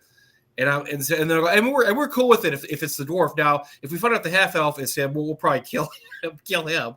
My brothers laughing like, yeah, they would, because they're dwarf supremists, and so they don't. I've done it before as a thief, and I knew that the other guys knew I did it. I knew that they couldn't do shit about it in game. I knew that at some point the metagame aspect of it they try to fuck me over too, and I took great enjoyment in that. There may still be metagame. My rule on that kind of stuff is because we're sitting around the table, if I'm in that position, either outside or beating the instigator, my general position is I will say as little as possible, okay? Because my character doesn't know. I want to role play. No, I don't want to sit there speculate about how would I react when I find out, because I want to be clear cut. Because if I was the other, not the thief, and I found out that one of my compatriots stole from us, I would fucking cap his ass. Absolutely. Okay. Absolutely. And when that moment happens, I want the chain of custody of evidence to be clear cut. And if we're sitting around the table speculating about it, gets all murky. And then 2 sessions later, when I see those bag of pearls look like something that you found in the cave, what's the deal with that? But now that we speculated about, then the metagaming, the charges of metagaming, it gets messy out of game. Rob, at some point, these thieves are going to be running into Darth Vader and turn around and run back towards the party, and that space door is just going to close right in front of them, and they're not going to be like, "Open the door," and the other doors are going to go, "Nope," and then walk away. I'm just curious why the thieves didn't take part of the gold and put it in the empty chest. And we laughed about that later. We're like, that's the dumbest thing ever. Because that's a player skill issue, Tim. Yeah. So they actually said, well, that was a trap chest, and we removed the trap on it, and there wasn't anything in it, and everybody bought it. And they said, yeah, we buy that. I'm like, oh, okay, yeah, that makes sense. But yeah, that was a trap only. Because I even was joking about that. Like, what do you guys think about the empty chest? Like, yeah, what about this empty chest? Like, oh, no, that was a trap chest. We took that trap out, and we're they were being greedy. They should have left enough treasure in there. Then the party would absolutely bought the story. But it's like they were trying to test him. It was a test. And my brother instigated the whole thing. He's the JoetheLawyer of my group. He instigates bullshit all the time. I'll tell you what I did. Speaking of which, let me tell you what I did. So this is like 25 years ago. We're playing with my friend. My brother's DMing. Kurt, Pete, we're all in the game, and Kurt played a fucking wizard. I had a thief mage Dro. He was a dick, like all my even my paladins were dicks back then. But he had like the mid '90s, and he was playing this wizard 2E game, and she was like woke before woke was a concept. It was like right out of fucking Portland, and everything that she did pissed me the fuck off. And he knew he was pissing me off the whole fucking game, right? And so finally we get to Waterdeep, right? And he leaves he had his wizard chick leave her spell books in a room to go to the bar. I'm like, all right, private conference with my brother DM. And I'm gonna go, and a little private conference. I went and I stole the spell books and I gave them to the Wizard Guild with a note saying, these are the spell books of Keisha, the failed loser mage who can't keep track of her own fucking spell books. It's up to you what you want to do with them, right? So that happened. So the spell books go to the fucking Wizard Guild. She goes back to the room. He knew I did it. Everybody knew I did it, but it wasn't audible. right? It was a private conference. And my sitting there drunk and laughing the whole time may have given it away. I don't know, right? But so fucking pissed off beyond belief because he was pissing me off the whole fucking game. So I fucking stole his character spell books and got rid of him. He got him back with an admonishment for the Mages Guild to be a better mage or something like that, right? And we haven't we haven't gotten along as players in the same group ever since. Wow. That's just malicious, though. That's just malicious, though. Oh, yeah, I know. See, like if I kill Josh for what he did, it won't just happen once. I'm not going to kill him every single time. It's just going to be once. Yeah. That's the penalty, and then we move on. That's fine. It's okay to exact revenge. I cleaned the slate. Yeah, you just can't be so bitter about it that it sticks around every freaking game. Well, this group it helps, and Rob was right. Mature players that want to, they were amused. They wanted to see things play out because I have a theory that if they do catch him doing this, they're not going to kill him. They're going to punish him in a very creative, kick-ass way, because that's the group I'm in. They're game within a game, Mike. That's the fun part of the whole thing, man. they're gonna do like, you can't roll for magic items the next 6 magic items, and then the next time they get something the thief wants, they're all gonna roll for it, even though they can't use it, and then they're sticking in their backpack and like, we're not gonna use this, but but my thief really needs that short sword. Sorry, I might keep this as a this is my toe picker. I'm not going to really use it for anything. Cloak of Elvenkind on the warrior with plate mail. Yeah, exactly. I'll use it for like a washcloth or something. Right. Kellyanne has something relevant, but I'm not sure it's available. Oh, does Rob just get really shitty? Yeah. Rob, you're silent. His AI is failing. You got to boot it back, reboot it, Craig. Reboot the Rob AI. Yeah. Your audio shit, Rob. All of a sudden. Oh, is it still shit? Yeah. Sounds like you're coming from you're broadcasting from 1970s, and you're going to tell the world's ending or something like that. Battlestar Galactica, 1977. Courtney, what's up, buddy? Yeah, boy, what happened there? All of a sudden, Rob. He's running out of battery power. And then Rob just stopped. Look at him. He's frozen. Yeah. Oh my God. He is AI. Oh, no, there you go. There he is. He's back.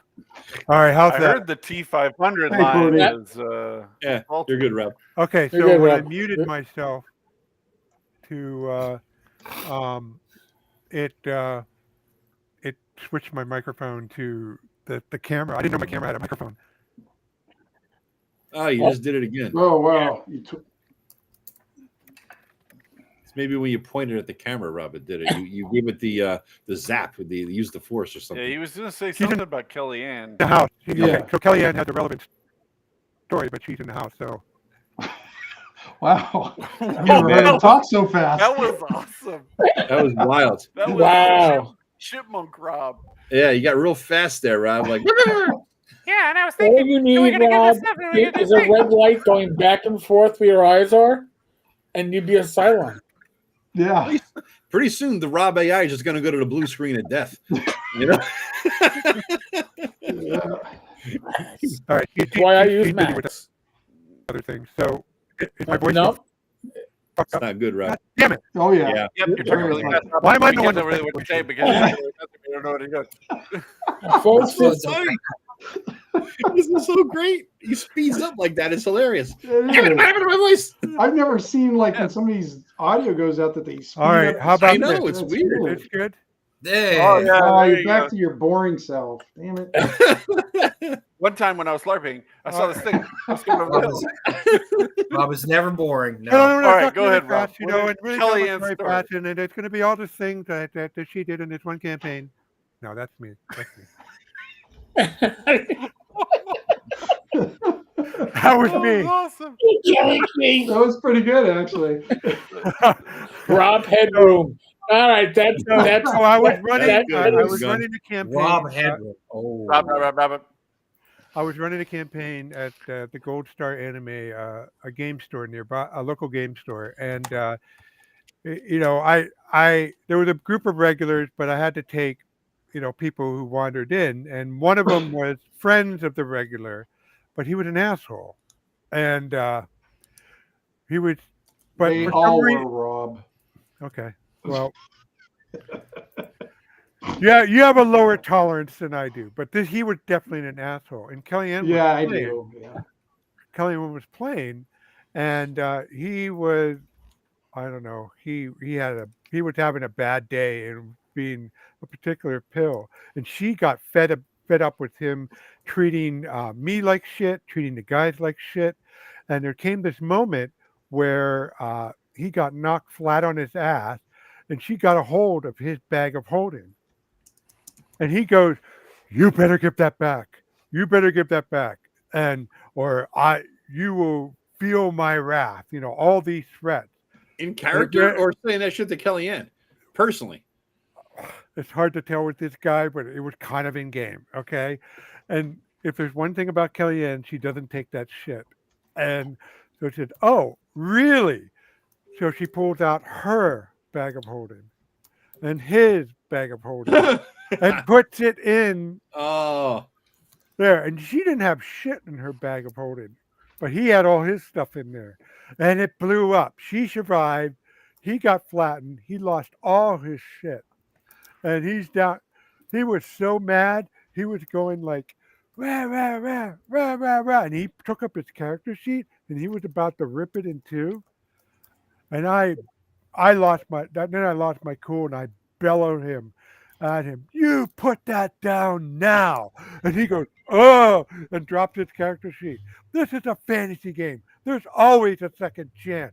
Now sit down, cool your jet, and think this through." But needless to say, they were never on speaking terms after that. Should have thrown in a "you shall not pass" either, by the way. You know? Oh man, that was awesome. Yeah. So, but the thing is, Kellyanne tells it way better. She has a better memory of it than I do, but she's tired. It's late for her, so she's a gardener. She works, so she's pretty tuckered out. Fair enough. Tales of Defiant Nerdery. Nice. I forgot all about Max Headroom until somebody brought that up. Jesus Christ, that was good, man. That's a good one. Yeah. Showing our age. Yeah. I know a lot of people don't even get these references. Do you know who that is, Greg? I'm not even joking. Do you know who that is? I never actually saw him in his natural habitat. Yeah. I did see him in Back to the Future. Oh, all right. Okay. Back to the Future 2, more specifically, in Cafe 80s. But other than that, that was the only time I've actually seen any of this. Max Headroom. Matt says Safari crashed on me. Got to get back to work. Say hi to everybody. That's from Matt. He always has a crash. Well, he's like Matt is secretly Batman. Actually, I think this latest incident has proven this. I know with that beard, he's more like Green Arrow. You mean Batman, isn't it? He calls in from the street next to a stop sign in the dark. I mean, he's out there doing something, guys. Put his cape and cowl back on to go fight. I know, Courtney asked said you can make a list of major and minor asshole powers. Yeah, I between running a LARP chapter and a college gaming club, yeah, I know all the gaming asshole traits. Can't you just use Fatal for that? What? Remember that game Fatal? Yeah, you should use that. It had character creation where you rolled for asshole circumference. It's the only game I've ever played where you make that roll. Whoa. You played it? Oh, wait, time out. You played it. Not that you read it, not that you wrote it. You played Fatal. No. Okay. You just read the memorized. Well, wait a minute, Greg. You're tainted now because you get that's a quick retreat. That's too quick. Did you say taint on purpose while we're talking about? Yeah. I was about to say that. That's the most. When are we going to see? Rob's ever dropped. When are we going to see Shadow Fatal or Fatal Shadow? Fatal How about Shadow Taint? Yeah. I was going to say I thought I already did one, Shadow Rim or something like that. Yeah, there you go. Shadow Rim. In related news, Shadow Sun is within 25 sales of platinum on Drive-Thru RPG. Ooh, nice. Who will reach platinum first, Rob or Greg? No, he'll probably, if he gets the deal that he's in the deal of the day queue, so he'll get it before I do because I'm still. Don't tell the prospective customers about looming sales, Rob. You wanted to pay full price. First rule of business, Rob. Don't tell them that everything's going to be on sale for 3 cents each, Rob, in 3 weeks, so they don't buy anything. That's not. Well, it is in a random time in the future. So. Yeah, I have no idea when it's going to be. It takes a long time to go through the queue. Dun, dun. But when it hits that front page, oh boy, it takes off. I thought the question would be, who's to get to 1,000 sales first? Greg or Joe? Because it's always Joe's in competition with somebody. You got to have a competition. That's well, how Joe has to publish something first. Oh, that's true. That's too. right. Oh, and somebody I have took a 7-year plan. Wow. Somebody took 7-year Blood plan. Island already. Somebody There we took go. the title. You can't use it anymore.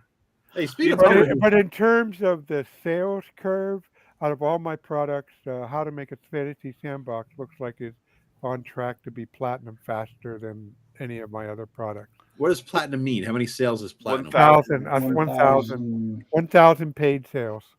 Yep. Okay. Yeah.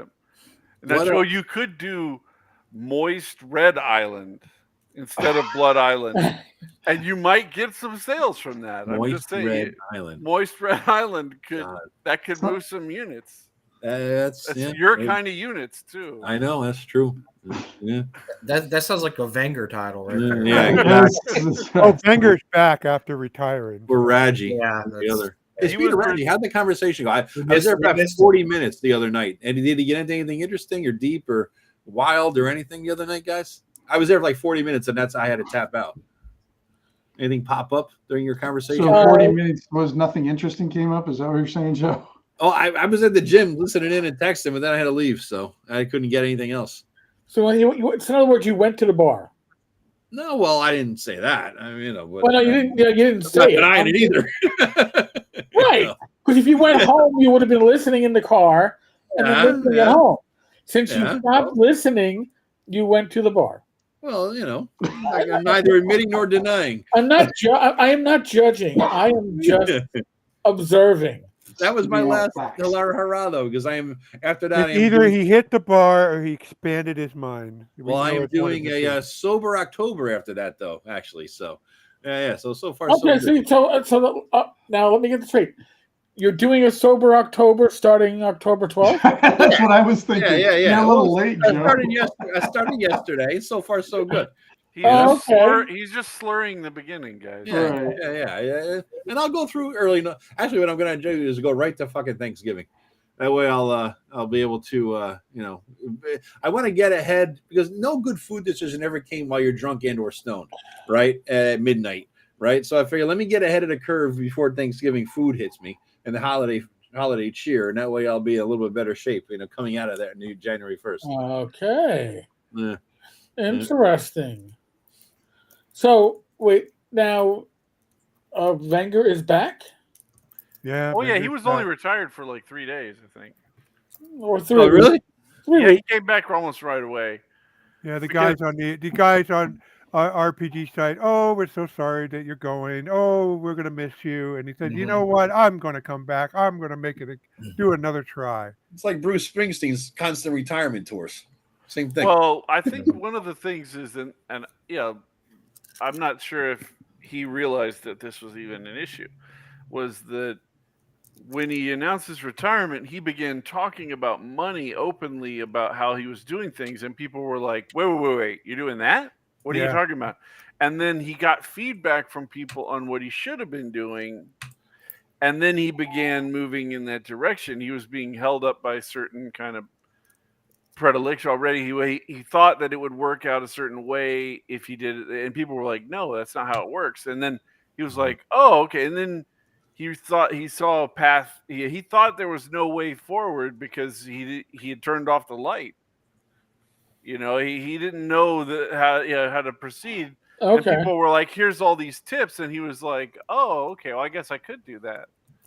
Yeah, there were a lot of people trying to help him, and Yeah, he was took it kind to of under heart. the impression that he needed to be ordering print runs and then moving units, and people were like, "No, no, no!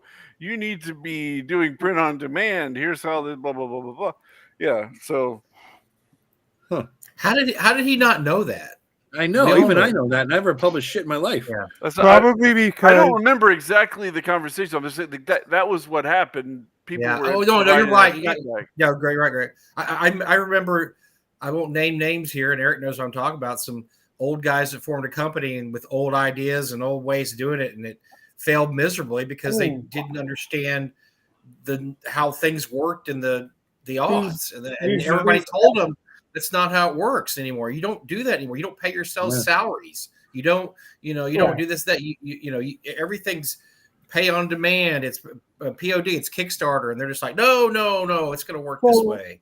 So I'm not going to name them, but these are elder peoples. Older than you guys? Maybe even Eldritch.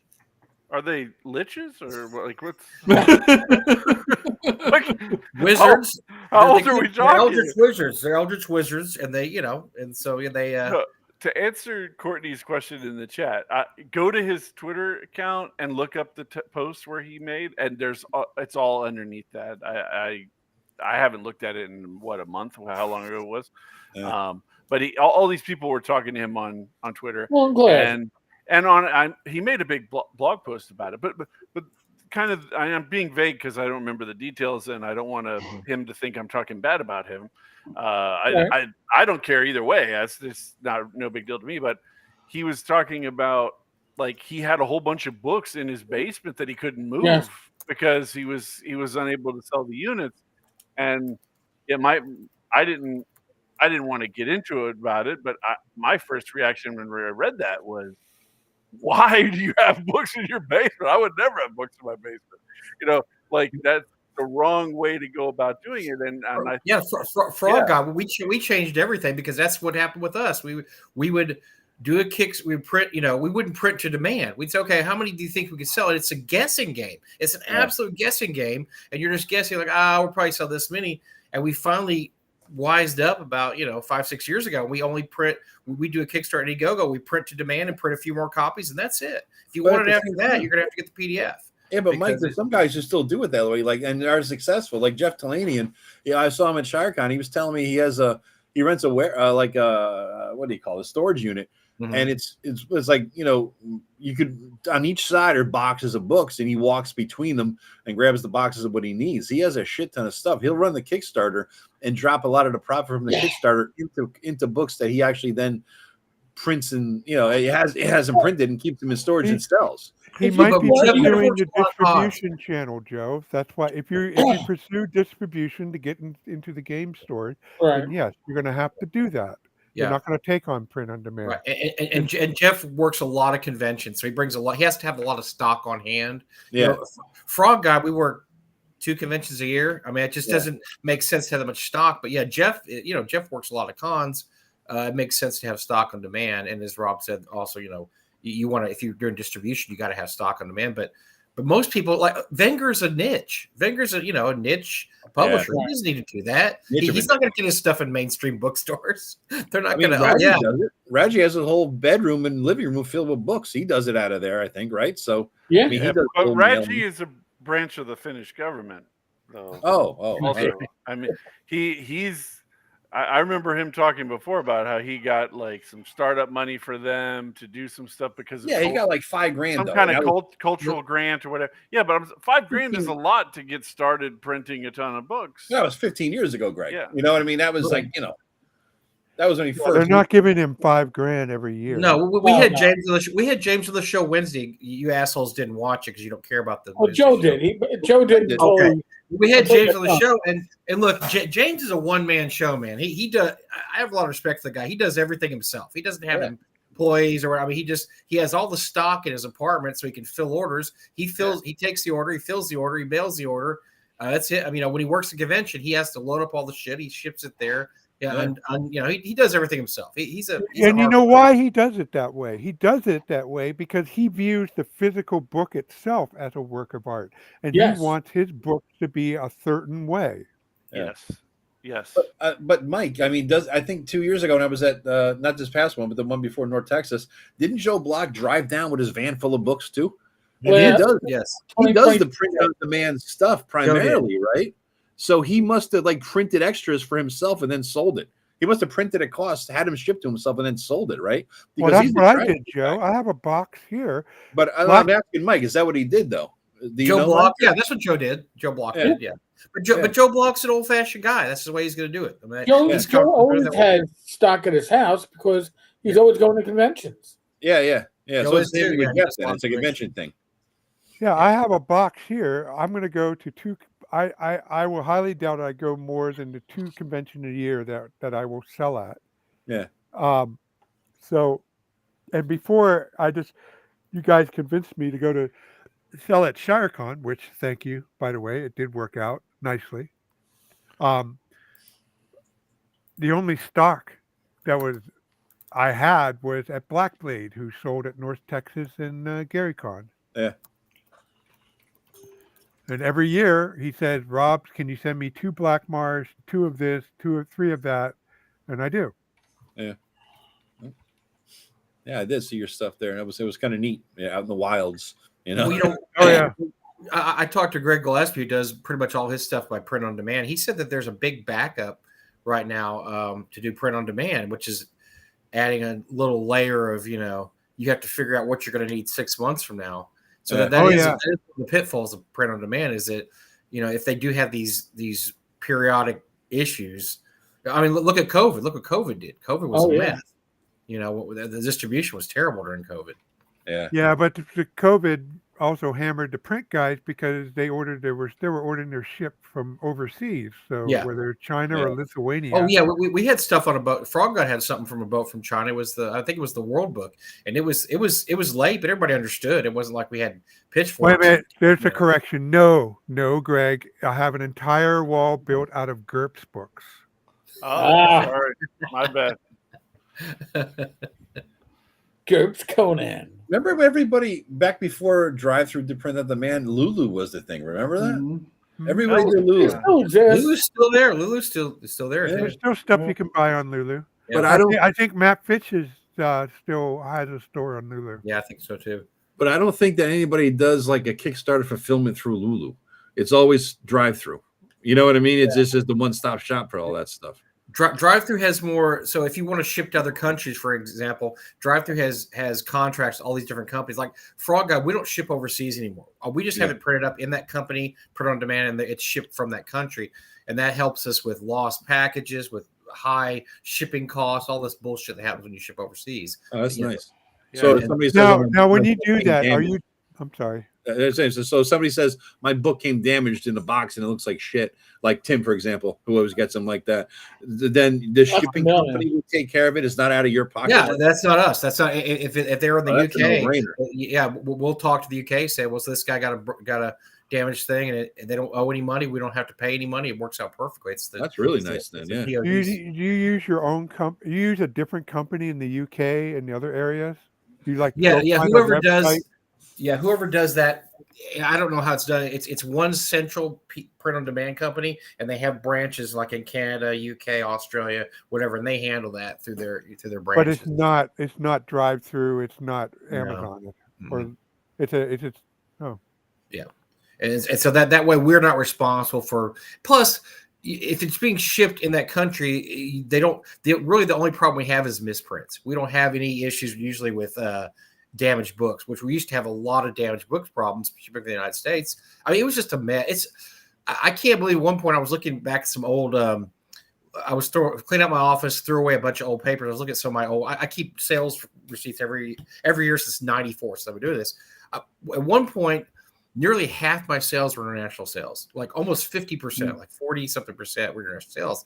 Now it's down to, it's probably lower than 3%. Because it's just such a hassle to ship overseas. It's so expensive. It's just such a mess. And the only overseas sales I really do are through eBay. And the reason I do it through eBay is eBay handles it. They have a program where you ship them the item, they ship it out. You're responsible for nothing. You're not responsible for lost packages, damaged packages, anything. As long as you just shipped it. And then what eBay does is they add a fee on top of that, which they collect, obviously. And because of that, they absolve me of all, I'm absolved of all issues having to do with something wrong with the package. It's great for me as an eBay seller. I don't have to worry about these stupid people from Italy. It takes them 6 months to get their package, and they're bothering me the whole time going, where's my package? I don't know. I shipped it. Here's the shipping number. I have no clue where it's at. It says it's in Italy. That's all eBay's problem now. Yeah. So I won't ship international unless it's through eBay at all. Italians. God. Italians and the Greeks, worst mail service in the world. Brazil. So a little bit sidebar. Canada. A little sidebar. It's related to printing. I was just looking over. I bought that printer, my Epson, wide format printer, in April after I started fulfilling my Kickstarter. I still haven't run out of ink on that. Have you used it yet? I use it a ton, dude. I just trying to troubleshoot, Rob. Yes, Joe, I have used it a lot. And Kellyanne has used it a lot. And, I'm halfway through the ink, so I bought this, refills. But I haven't used them yet because none of them gotten near empty. Okay. That's an amazing printer. You know who else has a lot of shit stocked up is the troll guys, the troll lords. I remember hearing them talking about multiple warehouse units or whatever the hell of their stuff going back forever. They're forever finding a box of random shit they'll put up for sale on their webpage. They were like us for a long time. They were holdouts of the old way of doing things where you just tried to guess how much we're going to ship. Now they're more niche than Frog Guys. Old ways of doing things like not hiring editors and. Not going to touch that one, Rob, but you might be right on target there. I don't know. No, I think they do finally. I think they hire editors now. I don't know. I haven't read it in their recent products, but yeah. No, and everybody's moving to that model. It's the best model because you're not paying storage costs. The storage costs are huge. If you don't, just as a publisher, we have a Frog Gun warehouse in Washington. And because we had so much stuff at one point, we had so much stuff. And since then we've been clearing that stuff out and trying to be leaner and meaner and not having to, because storage costs will kill you. They will absolutely kill you. Yeah. Didn't Bill didn't he at one point, wasn't he using Frog God books to prop up a chair that had it was ridiculous. The stuff, he just piles everywhere. I mean, it was ridiculous because, if you guess wrong, which we had, I'll name it off air. I won't name it on here. We had some people that were with the company for a while that were in charge of that, and they were absolutely not good at their job, and they guessed wrong. And so we were still giving out copies of certain books, 15 years later that nobody wants now. We're trying to sell them for $1 at conventions because we have so many still, just stacks and stacks of them. They've already been paid for. I mean, everything that's just, it's just taking up space at that point, and we need space. So here, everybody. I mean, that was the whole Pathfinder by the pound sale we had. Was love that. I remember that. Pathfinder by the pound. Jesus Christ! It was great. It was great. They hated us. It was awesome. It was awesome to feel Jason Bowman's hate from across the room was amazing awesome. Feeling.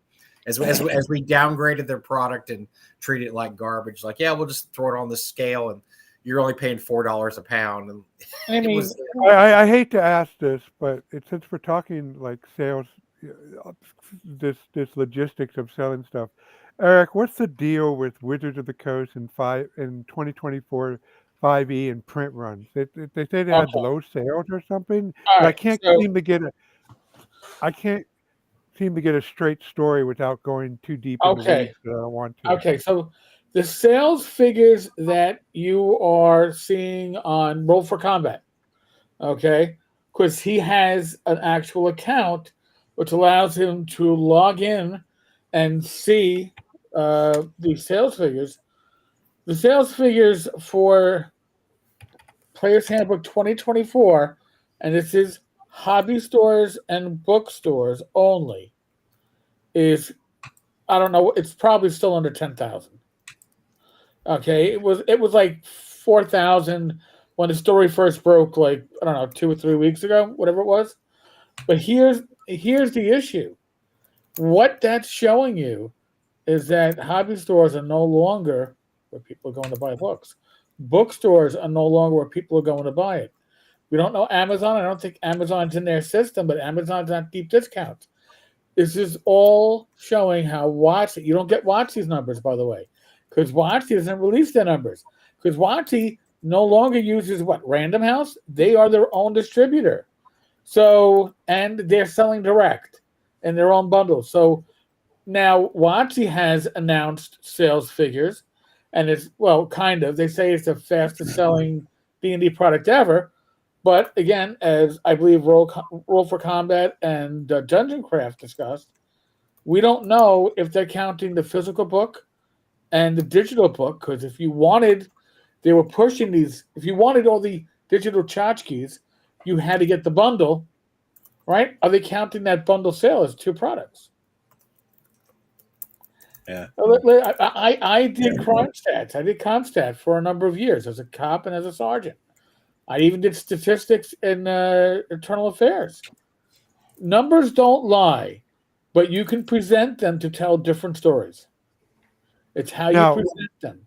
And when I presented the right story. Now, when I bought my copy, one unusual thing I've noticed, I went in 3 weeks before it was due to be released to my local game store because I wanted to buy it from them. Right. And why did you? I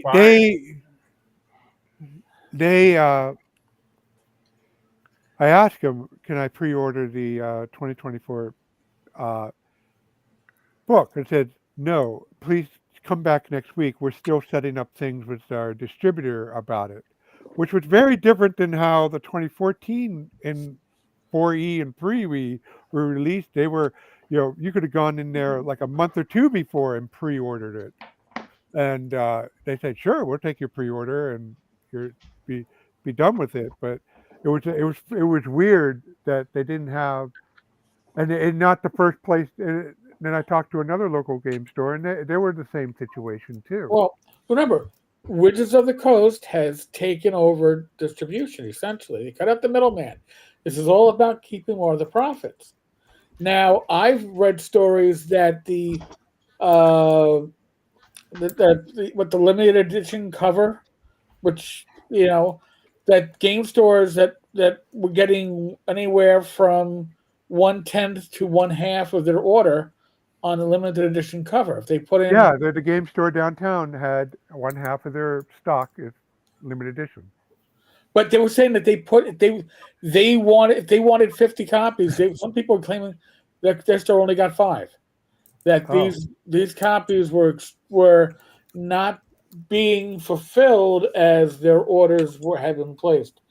I haven't been following that closely because I'll be honest with you, the noise about D&D 2024 after that player's handbook came out suddenly silenced. It's almost like a bad political campaign.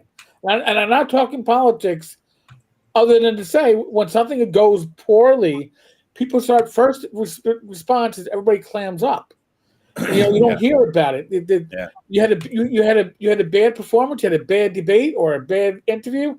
Everybody clams up, and then I suspect we're going to hear as we ramp up to the DMG.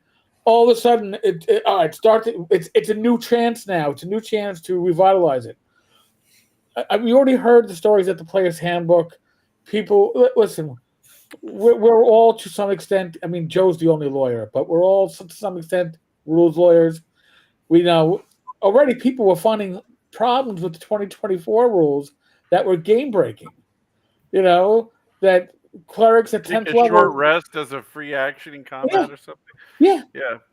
So you can heal up the whole part at 10th level. You can just take it as an ability. So that's like, okay, probably not good. I don't know 5e that well, but I know that it's already overpowered. I actually have something relevant to share. Give me a second. You're miking again. Yeah, your mic's fucked, Rob. Your mic. Yeah, Battlestar Robica. All right, is it working now? No. We love you, Rob. My son recently started high school, and when he went to the high school, he got into the D&D club. And in the D&D club, they play 5e, and he is used to playing Acts 2. So when he went in, and he found out they were playing 5e. He was like, okay, I'll give it a try. And then he started trying it, and he was like, oh my god, this is a game for sissies and wimps. I can't play this kind of shit. And then he came home, and he was like, Dad, these guys are freaking retarded. And I was like, yeah, I know, they're playing 5e. I could tell they were retarded. And he was like, oh, okay. I guess I'll try to play with these idiots. And then he came back and he tried again. And he's like, oh, that's really stupid. And then he quit. Okay. All right, now you're back. Now you're back. Okay. We had the interpretation while you were gone, though, from Greg. So I heard every word of what he was saying. But you know what I like about Restream? I not only can I mute people, but I can like change their volume all the way down. So if I wanted to take Greg's volume, I could put it down to like 10%. Oh, really? Okay. Yeah. So You Can you speak That's not very fair. I don't think you should do that. You shouldn't And I mess with my can't- volume, dude. I can't believe you can't messed with give my volume. you, That's not fair. I'm really mad helium at you. voice. I can't give you helium voice. I wish I could. Go all ahead, right. Rob. So I'm running a 5e campaign using my take on the 2014 role, and the one group are pretty dedicated 5e player, and I shared the screen. This is what one of the more power gaming cares about the build had to say about 5e. He does it. He goes into an analysis. Okay. I don't see the share screen just yet, so hold on. You don't? No, last time it popped up. This time I'm not seeing. I'll do it again. Share screen. I'll share the entire screen. Don't share yet, There Eric. we go. Now it's showing. All right, you tell me when. All right, right here. So share screen here. Look at this. That's how it looks in this app. Huh? Yeah. So he's analyzing his character class in the new 5e, and then his last line. This is a pain in the ass since you have to 100% rebuild the character. That's not a good statement coming from a guy who likes playing around with 5e. I've heard that a lot too, Rob. Quite a bit. It's look, we talk about it a lot on Talking Crit about how they're going to present it. It's the same thing with when Pathfinder switched from 1 to 2. They're going to present it like, yeah, you can just jump across real easy, but then if you're actually in the nuts and bolts of the thing, you're going to realize no, it's really not that easy. I've seen tons of posts, Rob, about people having to just totally redo their 5e characters. I mean, it's not a quick fix, or not just like, oh, we're just going to port this over to 5. It's not like 1e to 2e, how that was, like, oh my gosh, people used to complain about that. Thank God they're not alive to see Well, this. here's the thing. It is still the same game, but imagine this, Mike. The situation between 2024 and 2014 is this. You're playing the same game, but in 2014, if you would never say, oh, I'm going to just rebuild my character from a ranger to a druid, because they have completely different lists of abilities and powers. Well, in the difference between a 2024 ranger and a 2014 14 ranger is exactly that. They redid the 2024, so it has a different enough list that you have to rebuild your camp. But it is the same game, the same principle.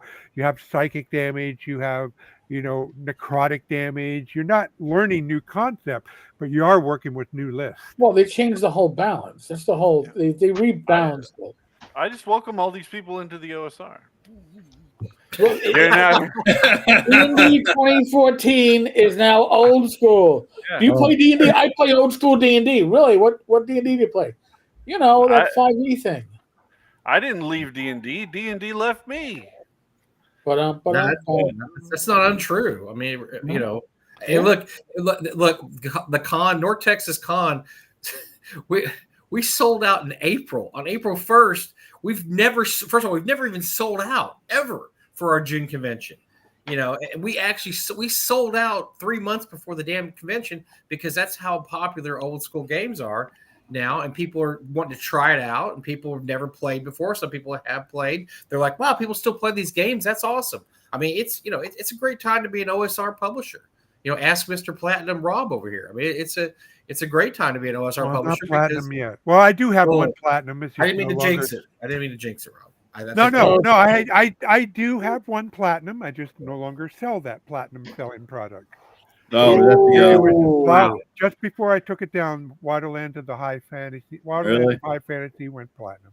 Oh shit! Wow, fucking son of a bitch. 1,083 street. It's a good, I mean, 10 years ago, you'd have laughed if somebody said that, somebody like Kelsey or Gavin Norman's going to have a $1.8 million Kickstarter. It would have been like nobody. What?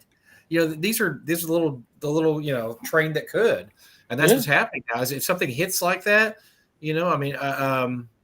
Well, look at the Empire Kickstarter. This is a completely new system, somewhat complex, and that kind of goes against the trend of the hobby. And yet he's up to $300,000. Yeah. Look at Greg Christopher. I mean, indeed. Apologies to Greg. I think Greg puts out great product, and I'm always proselytizing stuff. But 10 years ago, he would have been selling these kind of numbers. He'd have sold a couple of copies here and there, and it would have been a curio. There was lots of people like Greg 10 years ago. They would put out these little homebrew, settings and adventures, and they would do. That was Greg 10 years ago. He's hitting his stride now. Yeah, just took a long time to build momentum. That's all. It's a different story now. It's a totally different story. People are much more open to the concept of like, this isn't WotC, and it boils down to, look, this isn't WotC. I like, I want to try it because it's not WotC. I hate WotC. And look, 5e hasn't necessarily changed that much. It's more people just their absolute visceral dislike for WotC and the shenanigans there that have just caused them just to, I don't want to deal with this anymore. 5e's. If you're still playing with the 2014 rule books, your game hasn't changed at all. Yeah, that's all we're doing. Still, my brother runs every other Friday.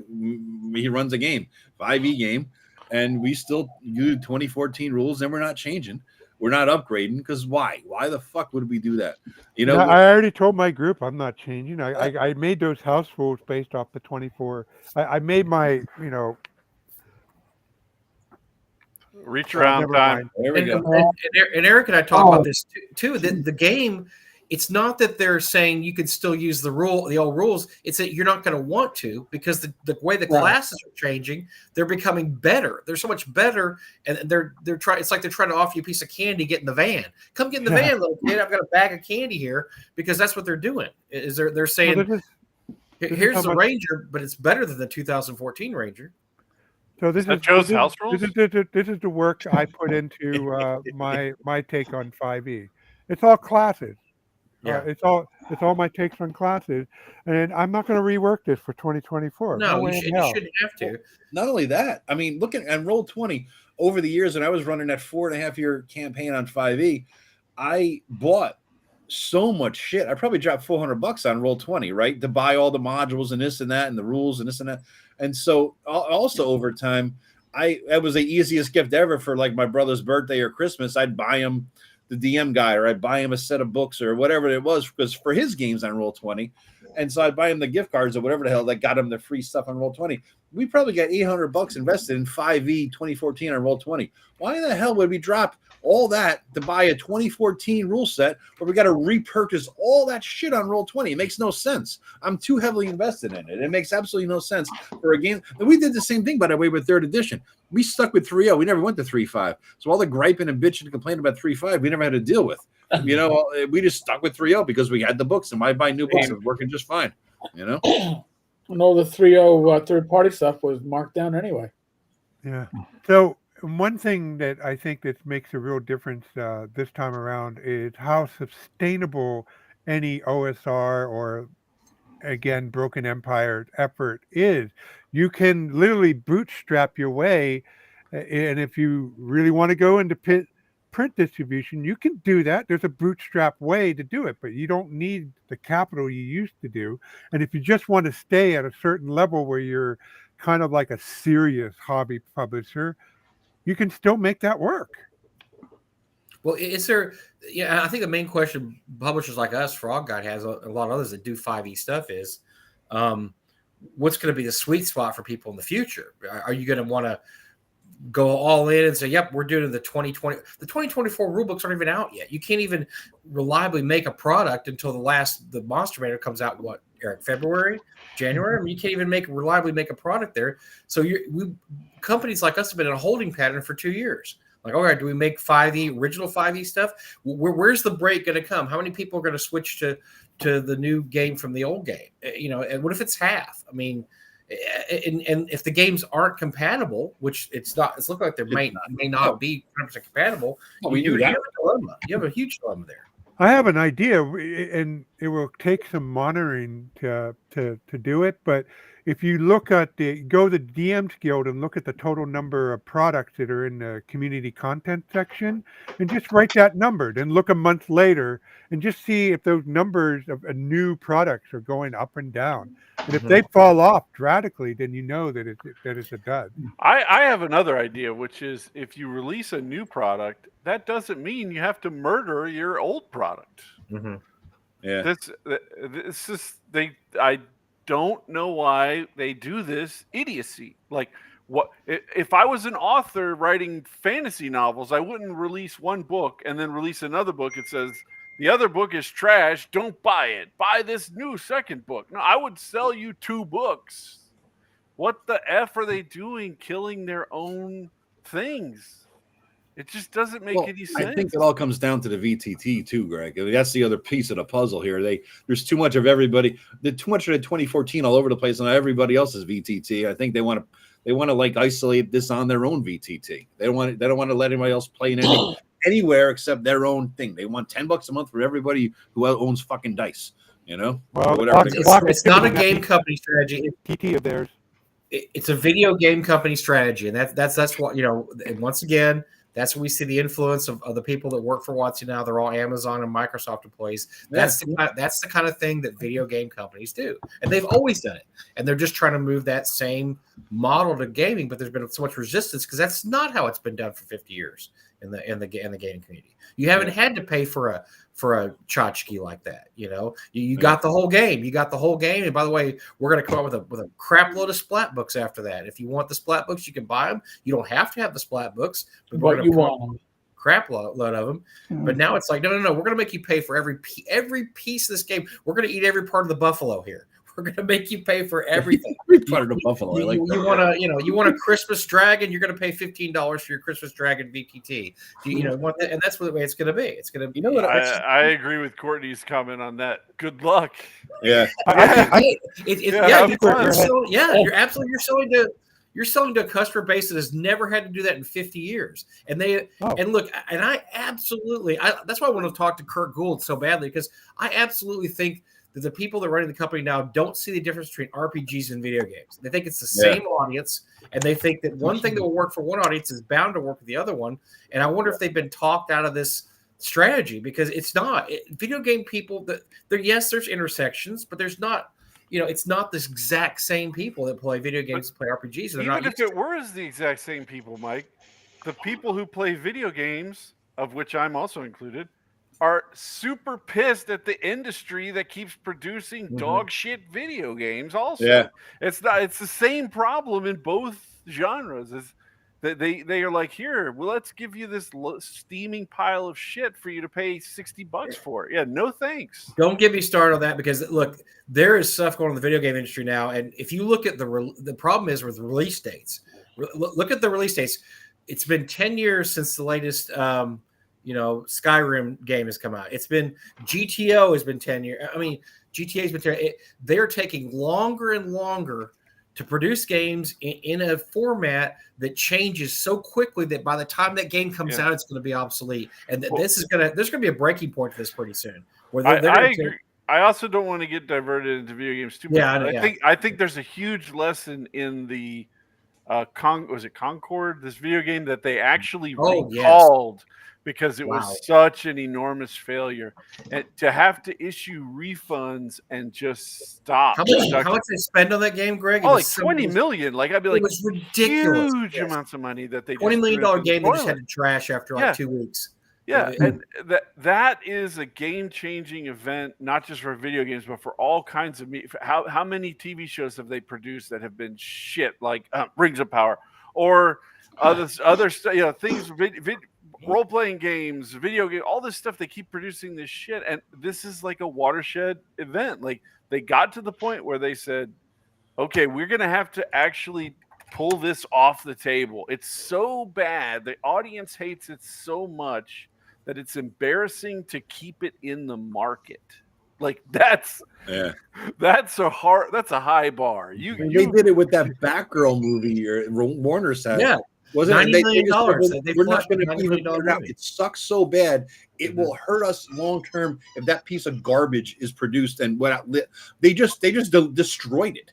They destroyed everything about it. Now, if they'd only done that with Joker 2, then we'd be a better world because ouch. I think the Joker 2 is a better example of that. I mean, the guy, for whatever reason, they ignored everything that people like about Joker 1 and there's no question about why they did it, Rob. The director said exactly why. The director said exactly. I didn't want to get into it because that's an hour-long conversation right there. And we are already at 2 hours. He purposely torpedoed his own movie, Rob. Purposely did it. Why?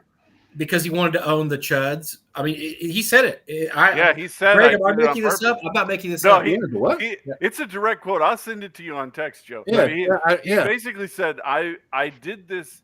It'd be like if somebody, I forget his exact wording, but it would be like if I said, I made this new Batman movie because I hate Batman people. Like that's what it was. Like, I hate the people who are the fans of the first movie. He hated the fans of Joker 1 so much, he purposely made a terrible movie to make fun of them. And if I'm Warner right now, I mean, this guy would never work in the industry and he would work for me again for saying something like that. Yeah, I made a shitty movie so I could own the fans. So he should beat his ass. Just beat his ass liberally. He spent $200 million of that company's money, which, by the way, that company doesn't really have that much money. They were expecting to make that movie cost 3 times as much to make, and they've made half as much. Here's the thing, Mike. Who in the company greenlighted a fucking piece of shit musical of the Joker and Lady fucking Gaga?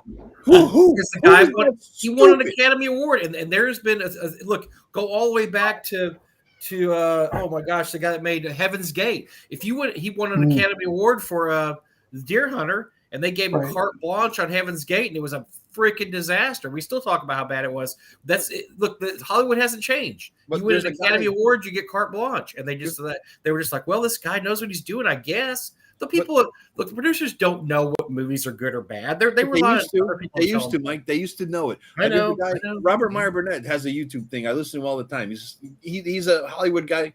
He never made it big, but he did a lot out in Hollywood. He's got all the ins and outs. He knows it, and he's a geek. He's a Star Trek geek first and foremost, but he's a geek on every level.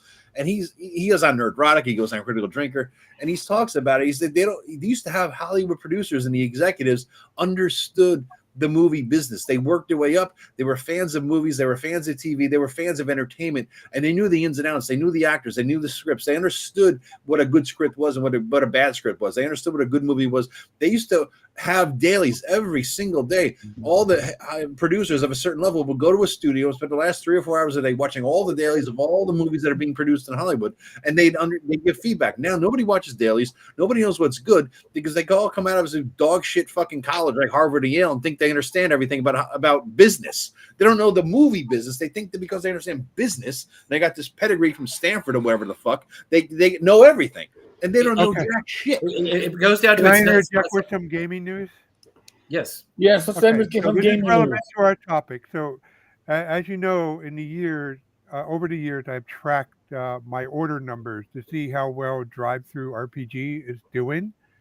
And so I just took a quick peek at Drive-Thru RPG, and I ran from the first of the year to 10/10/2024, and I did the same thing last year from first of the year to 10/10/2023. So in 2023 to this point, there has been 3,664,000 transactions on Drive-Thru RPG. This year, however, there's only 3,233,000 transactions on Drive-Thru RPG. So they're almost 400,000 transactions off to date. You interrupted my epic rant with a goddamn Excel spreadsheet number? motherfucker. Well, listen, Rob knows how to shut people up. I guess so. Joe, I wanted to say one thing, Joe, real quick. You were just that great rant you just went on. The reason this is happening the way it is because they're not making movies that people want to see anymore. They're making movies that they want. And we used to call those they had those artists in the 50s, 60s, they were avant-garde. They were art films, avant-garde. That they were known that, okay, these are kind of off the beaten path. We're going to give this guy a chance at a weird movie. But no, now it's mainstream. They're like, I'm going to take a chance on this guy writing a movie that he likes, that he personally likes. And let me tell you, some of the stuff that people personally like is terrible. And that's why you have these, $90 million movies making $5 million because they're making it themselves and they're not making. They come in with an agenda first and talent later. That's why. I mean, it's all about pushing an agenda, and talent be damned, experience be damned. Look at these two numbnuts who did the Lord of the Rings. They have like nothing in their credits, and they put out the fucking Lord of the Rings. They're trusted with $1 zillion fucking franchise, and they fucked it up 16 ways from Sunday. And they have no background then, except they were blowing what's his face who did the fucking Lost series. What's his name? The hell is that guy's at? Abrams? Abrams. Yeah. Drew Abrams for 2 years, and now they get this fucking Lord of the Rings shit, On that note. Yeah, I'm blowing Abrams. Joe. Make that your ringtone, folks. Make that your ringtone. Blowing Abrams. Speaking of blowing Abrams, I have a new Gulf War RPG coming up. There you go. And just so everybody knows, I'm looking over the D&D hottest list, not the OSR list, the D&D hottest list on drive-thru, and number 2 on the hottest Dungeons and Dragons is completely unfathomable for Blood Island wizardry. What? Jason Schultz is his name. Oh wow! Okay. It's number 2 for D&D. All right, good for him. By the way, Rob, I used your trick about putting products as D&D, even though they aren't D&D. They removed those tags, so I don't know. Maybe you're better at trickery than me. Okay. Well, They took the tags off the products and left it as just Shadow Dark products or whatever. Okay. Yeah. Well, Go figure. That'll be a question for 2 weeks from now. We'll let Rob investigate that. Yeah. Or lose his tags. I'm not sure which is going to happen. Folks, live stream tomorrow night. Rach and myself for Gamers Health. There may be a goddammit Zach on Monday. Oh, Mike, yes. That's right. I was contacted also, Eric. Yes.